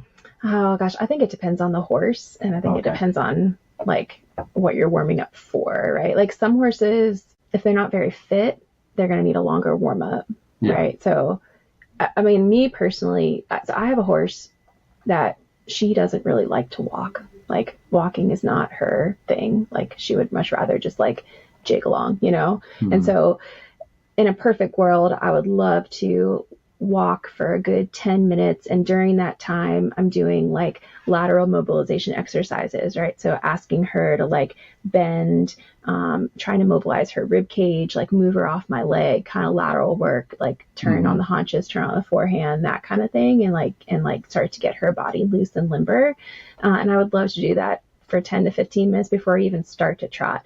But for her, sometimes, depending on what mind space she's in, frame of mind she's in that day, I might have to get on and trot for 5 minutes or so, and then I can bring her back down to a walk and do like those like mobilization exercises and that kind of thing. Sure. You know what I mean? And so like every horse is going to be different, but I think that the key is starting your ride out with low impact exercises versus going to like high impact, meaning like higher speed, like right off the bat. You know what I mean? Then there are also horses that, like horses with back pain, for example, that do really well warming up at the walk and canter and then coming back to a trot, right? Because the walk and the canter are two very similar gaits. Like, I don't know if you've ever heard anyone say, like, you know, in a youngster, you want to look for a good quality walk because that's going to tell you you're going to have a good quality canter. Yeah. Or that in kind terms of of like drive and stuff. Because I've heard like a lot of the cow horse guys talk about like drive in terms of like how much they reach up under themselves. Yeah. And like when they walk, like how does that hind end, like do they push? Yes. Right. So like if you have a horse that's walking along and with every stride they take, that hind foot is reaching forward and smacking the shoe on the front foot, right? Like they have a really like a very like well-developed cranial phase of stride versus like the horses that are walking around and they've got a really, really short cranial phase of stride in their hind end. You know, like they have two different quality walks, and that can be influenced by a lot of things, but you know, like orthopedic issues or how the horse has been trained or that kind of thing. But like for a youngster, you know, a good quality walk, I was always told by one of my instructors growing up, like a good quality walk translates into good quality gaits. So, but like, you know, for horses, so the walk and the canter are very similar, for example, even though one's a, you know, 4-beat gait and one's a 3-beat gait. But for horses with back pain, warming them up at the walk and the canter can be a lot better for them, and then coming back to trot versus warming them up at the walk and the trot. Because like the walk and the canter are, I think of them as like front to back gaits. You know, the horse is moving from like head to tail versus a trot is very vertical. And so, you know, like going back to the back pain thing, anything you can do to get that horse to lower their head and like seek the ground is going to help them lift and engage their core and help their back. They more naturally want to be able to do that in the walk and the canter versus the trot. Right. So like think about how hard it is for some horses to do a good stretchy trot, but they can do a good stretchy canter like before that. So yeah, it's interesting you say that. I guess I'll just say it because I don't know how to say it nice. Do you ever see problems in horses from just like bad riding? Because I'll be honest, I've had horses come in and they're like, oh, like they might come in for something else. And it's just like, part of it is like the way the horse travels because of the riding. It has just completely thrown them, in my perspective, has completely thrown them out of balance. Yeah.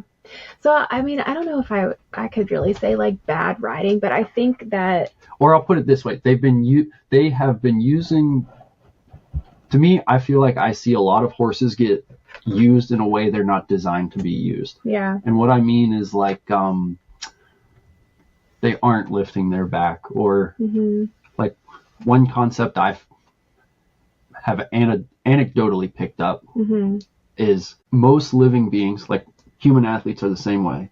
We're way better pushers than pullers. And I see a lot of horses go around and it's like they're pulling themselves through the gates instead of pushing themselves. Yeah, they don't have that natural cadence. But I feel like a lot of times I have been able to help a horse kind of relearn how to travel, and it just like clears up so many other things. Yeah, so I think I don't want to necessarily speak on behalf of like other riders, but I can speak on behalf of myself. So I know I don't sit completely straight in the saddle, right? Like one side of me is stronger than the other, and my weak side collapses and I get a little crooked. And so, you know, I'm like, well, my horse, you know, she's always hanging on my right rein. And then, you know, I'll have like my riding instructor be like, well, that's because you're really crooked and you're not, like, she can't balance her, balance herself, right? So I think a lot of times it's just, we're right-handed or left-handed. We have a stronger and a weaker side. We're not completely straight. A lot of us are not like super fit, right? Because we're just not. And so I think that probably contributes to a lot of the horse's issues. Yeah. And so I think then maybe going back to like taking the influence of the rider out of the picture and seeing, okay, if I just ask my horse to travel like on the lunge or in a round pen or something, how do they travel versus how do they travel with the weight of the rider and tack on their back? And is there a difference? And so sometimes that is actually really helpful to demonstrate, like if I'm seeing a horse that has like a bucking issue under saddle, for example, like we'll watch the horse go without the influence of a rider and tack, and have the rider standing there with me and we're talking through it the whole time, like see the horse lift its back, see it like drive forward from behind, right?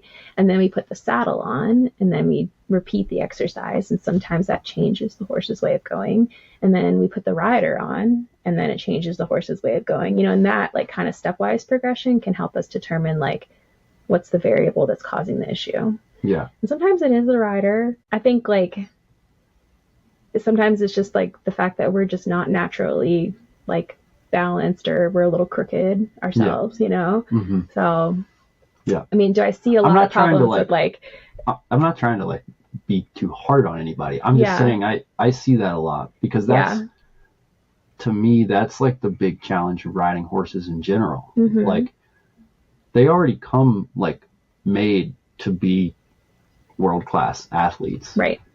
It's just, how can you get that world-class athlete to operate on command with you on their back? And I think we get in the way a lot of times. Yeah. So like, how do you stay out of the way? Yeah. But still have some level of control. Yeah. So I think probably the biggest thing I see amongst all my patients is a horse that could have an improved core and top line, right? Yeah. And if they have a sound core and a sound, well-developed top line, their cadence and their way of going under saddle is just remarkably different. And so, yes, you can achieve that under saddle, but I think a lot of that also comes off of groundwork and like working the horse in motion, like without the influence of tack and a rider on their back, right? And so there are things that you can utilize. I mean, you're asking like if I had recommendations, or one thing to like for people like warming up their horses or trying to improve their core or their core stability or their top line, like mobilization exercises, getting them to put their nose like down towards their feet or on the ground and like hold that stretch for a couple of seconds. That really encourages the horse to lift their back and like engage their core. It's kind of like, have you ever like with yoga poses where you have like a concentric and eccentric like phase, right? So you're doing the contraction, you're holding it, and then it's like a functional relaxation. Like that's the point of those mobilization exercises, or like carrot stretches, you might hear people call them. So like doing those, when you warm up, and like employing things under saddle that would help the horse lift its core. So like, have you heard of the Equiband, for example? Yeah, I love the Equiband. I think it is a fantastic tool. I mean, you can ride with it.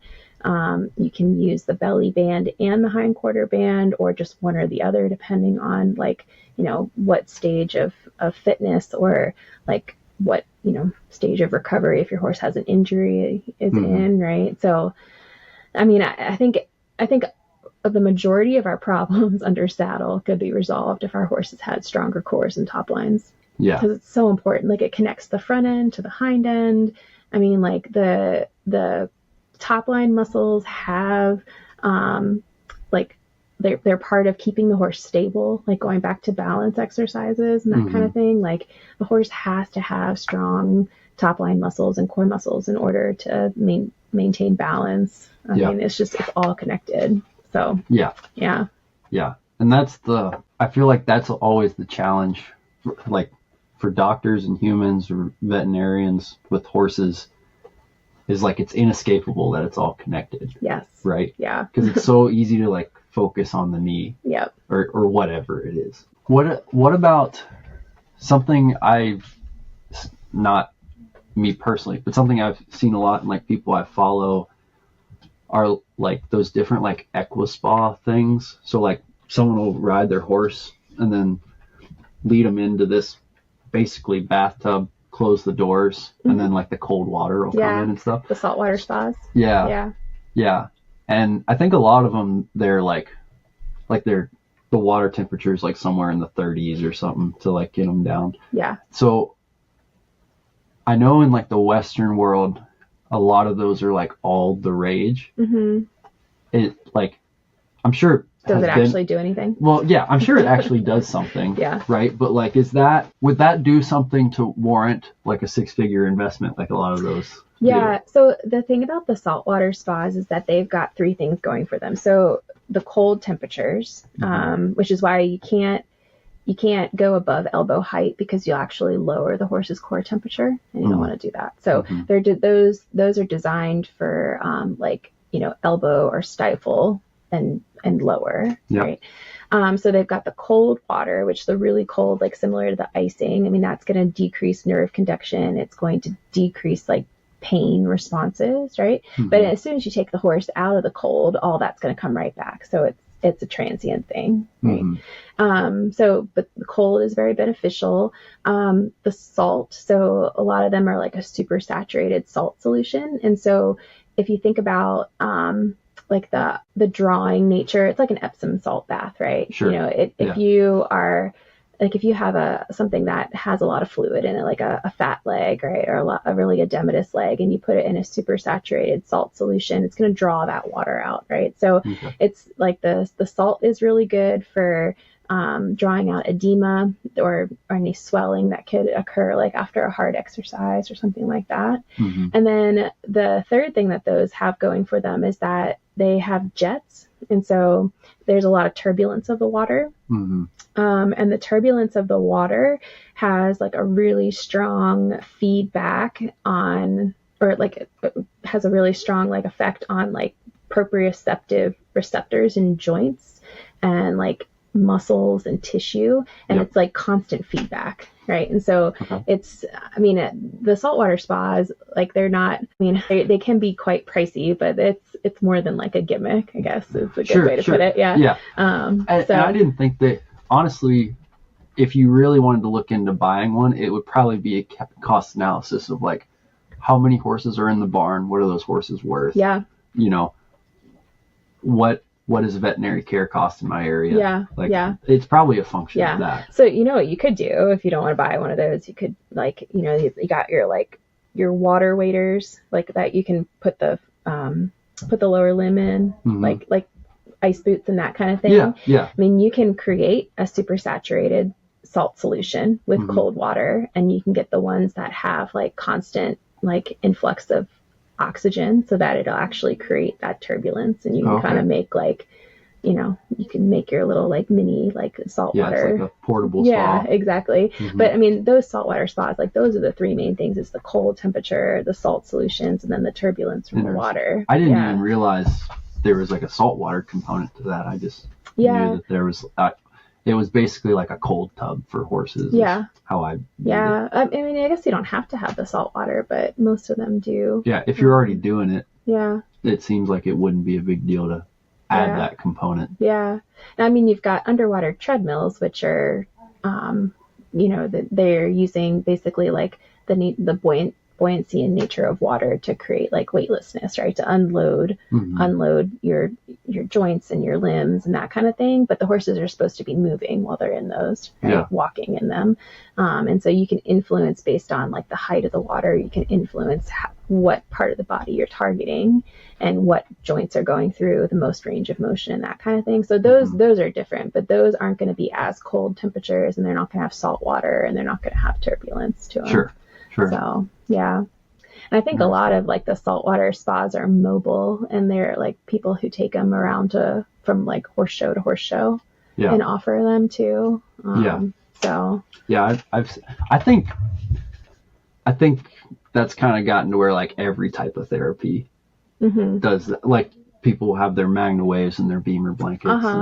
So, okay, let me ask you this, like, as someone who runs a barn and is looking So we're probably not in the like saltwater spa realm anytime soon. Maybe we'll get there one day. Yeah. But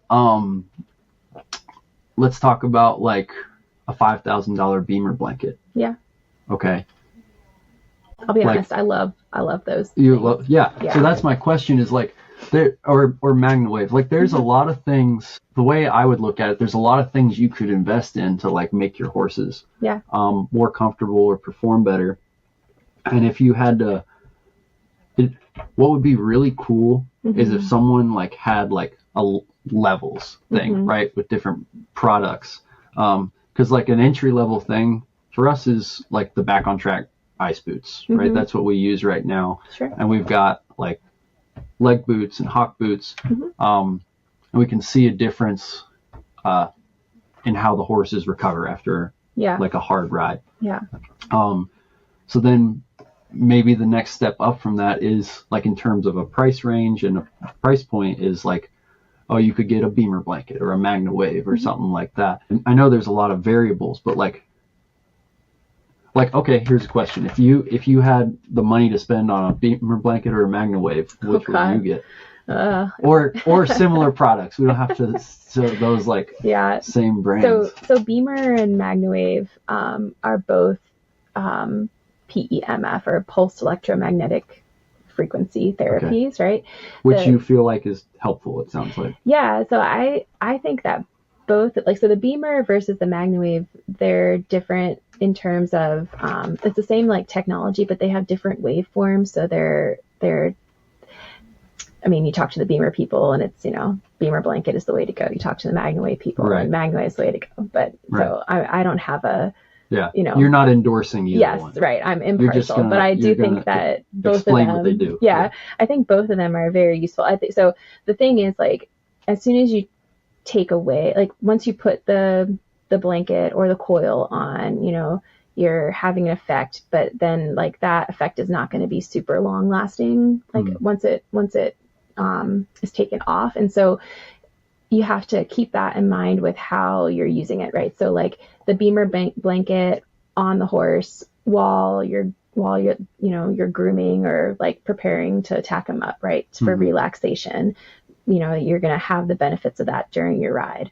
Or like if you have a particularly, like hard ride, put the Beamer or the coil on afterwards, and it'll help with like vasodilation and relaxation as well. Like vasodilation also will help take all of those like waste products from, muscle activity and everything and disperse them faster, right? And so it can be good for like post-exercise relaxation. I mean, the horses love them. Like when you put the Beamer or the coil, the MagnaWave coils on, I mean, they're licking and chewing and yawning, and like they really do enjoy it a lot. It's visible relaxation. Yeah, there's no doubt about it. I mean, the thing with the Beamer is that you can treat basically like the whole animal at once, whereas with the MagnaWave, with the coils, you put the coils over different parts of their body and treat like different parts individually. So, if you have a horse with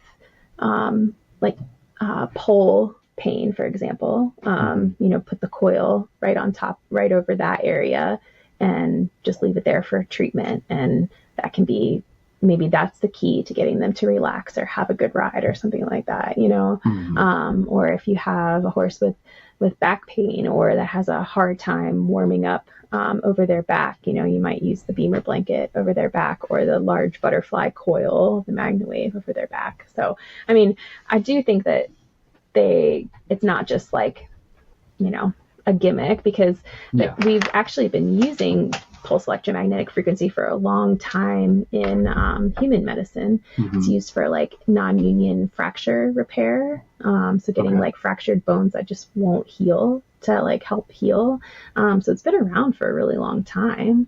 And so, but I think like you have to be strategic with when you put it on the horse in order to actually like reap the benefits of it, right? Okay. Yeah. That makes sense. Yeah. So like if you wanted to incorporate that into your training business, you could, for the horses that just won't settle or cannot relax or take a long time to relax under saddle, you might try it like before the workout. Yeah. Versus those horses that might get a little stiff or a little sore, try it after workout.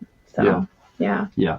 Well, it is one of those things, like, again, it's all connected. So you can see a horse that's like a little bothered and just upset. And I, at this point, like, have some things in my toolbox I can do from like a behavioral, just like working them to like mentally get them to calm down. And I've seen a lot of, over time, a lot of physical changes happen through getting to the horse's mind.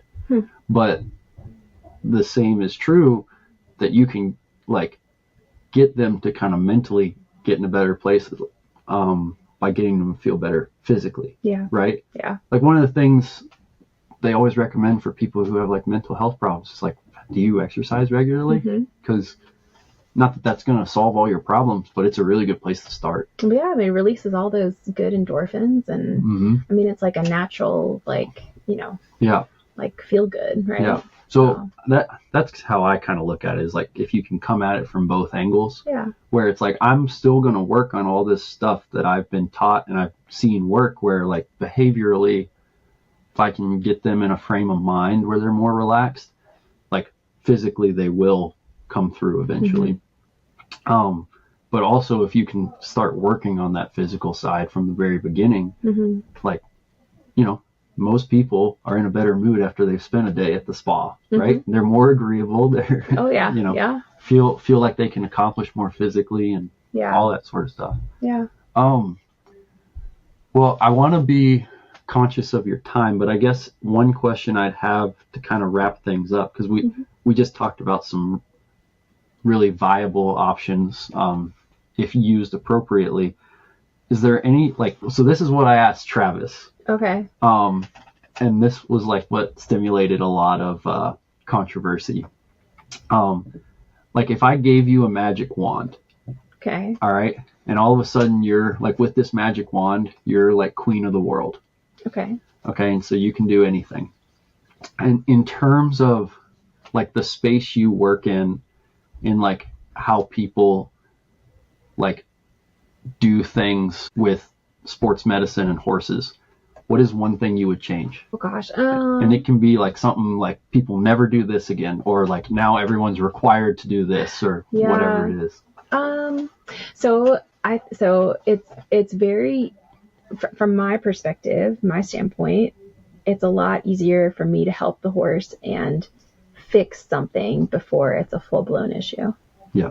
You know what I mean? Like, so I am a huge fan of like yearly, or twice yearly, or 3 times a year, like check-ins, like with the horse, right? To see, and that check-in can be like an evaluation under saddle, or like on the ground, like on the lunge line, like just to sort of like keep tabs on how everything is going, right? Yeah. And like an opportunity for me to like, feel the legs, feel the joints, feel the back, mobilize the neck, look at the muscle development, so that I can kind of like get an idea of where the horse is at, either, if it's like gearing up to spring competition, or maybe like, that summer to fall transition after the horse has been working pretty hard for like a while, and then they still have like a whole other like fall competition schedule to get through.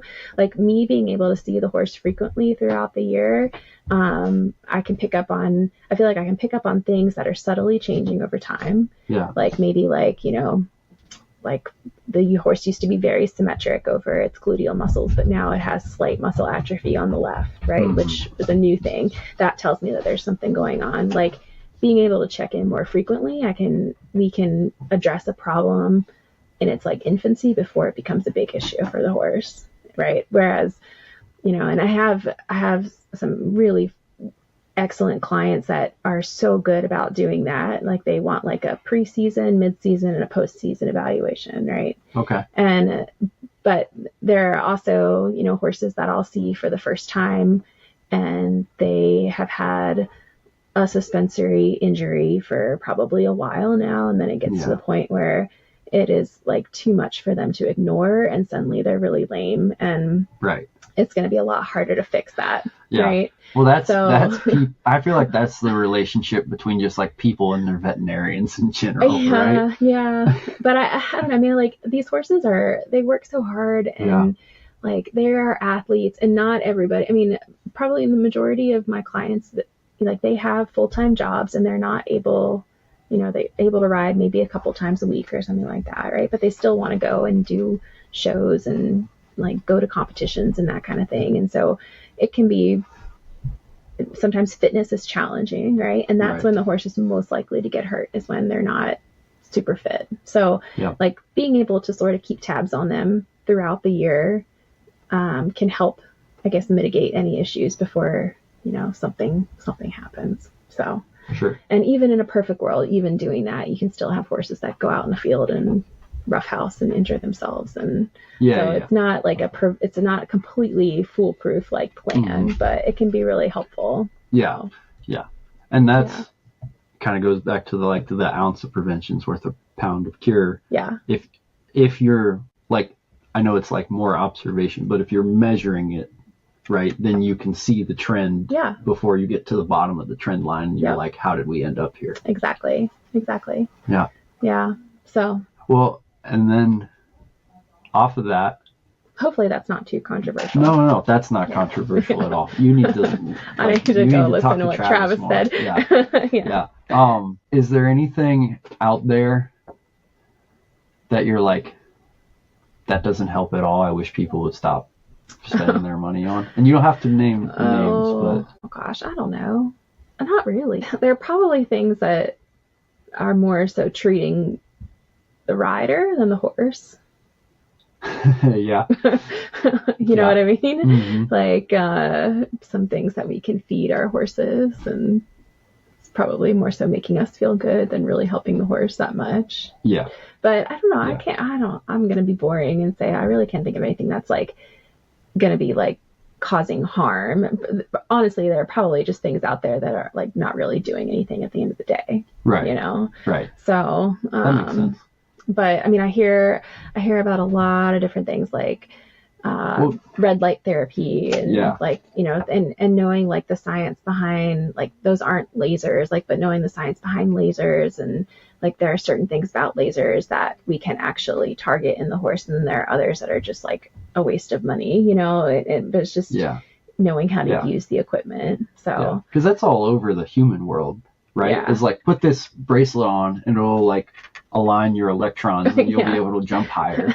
You know, like that's all over the place. Yeah. So I didn't know if there was like an equivalent in the horse world. I mean, there are a lot of off-brand like injectable things that are supposed to be helpful for joints and that kind of thing, but like at the end of the day, they don't necessarily have science behind them, and you're not really sure if what is in the bottle is like actually what you're giving the horse, right? And so in those situations, I am more so inclined to like stick to the things that I know, like the Equine and like Legend and Pentasan and like that kind of thing, versus some of the.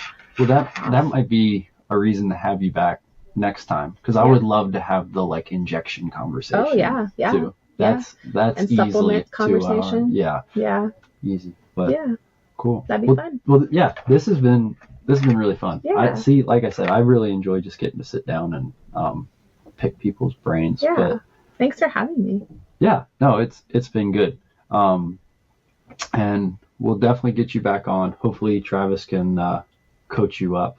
So the thing he said was like, when he got the magic wand, he was like, I would ban horseshoes in all competitive endeavors. Really? Yeah, he was like, I would ban horseshoes. Ban horseshoes. And okay. Said instantly people would have to start breeding for horses with good better feet. Yeah. Mm-hmm. Yeah. And that went over like a lead balloon on social media. I'm sure. But yeah, I'll have to ask him about that. Yeah, so he was like, all show rings, all racetracks. Yeah. Everywhere. Interesting. Ban horseshoes. Yeah. Well, he'd probably hate me for telling this story, but like when we first met, he was my farrier, and my horse had like, she didn't ever pull shoes, right? Never lost a shoe in her life, and like the first week after he did her, she pulled a shoe. And so I told him, maybe you just need to put some more nails in that foot. Yeah. And he was like, oh my God, I'm shocked he still talked to me after that. Yeah, he must have really liked you. Yeah, huh? I guess. But like, so now I laugh every time I like hear somebody ask him if, it's okay that there's only like 3 nails on that side of the shoe or something like that versus 5 or whatnot, because I told him maybe you should just put more nails in that shoe and then the shoe would stay on. Yeah. So, yeah. So, anyway, I could be controversial. Like, that was a controversial statement. Yeah. So, there you go. There you go. Well, maybe we'll have to have you guys like on together. Oh God. And we can have like a family discourse. Oh yeah. Yeah. That might not discussion. be good for my marriage, but yeah, but it'd make great YouTube videos. It would. Cool. All Well, right. we'll stop recording. Okay. And yeah, thanks for listening, everybody.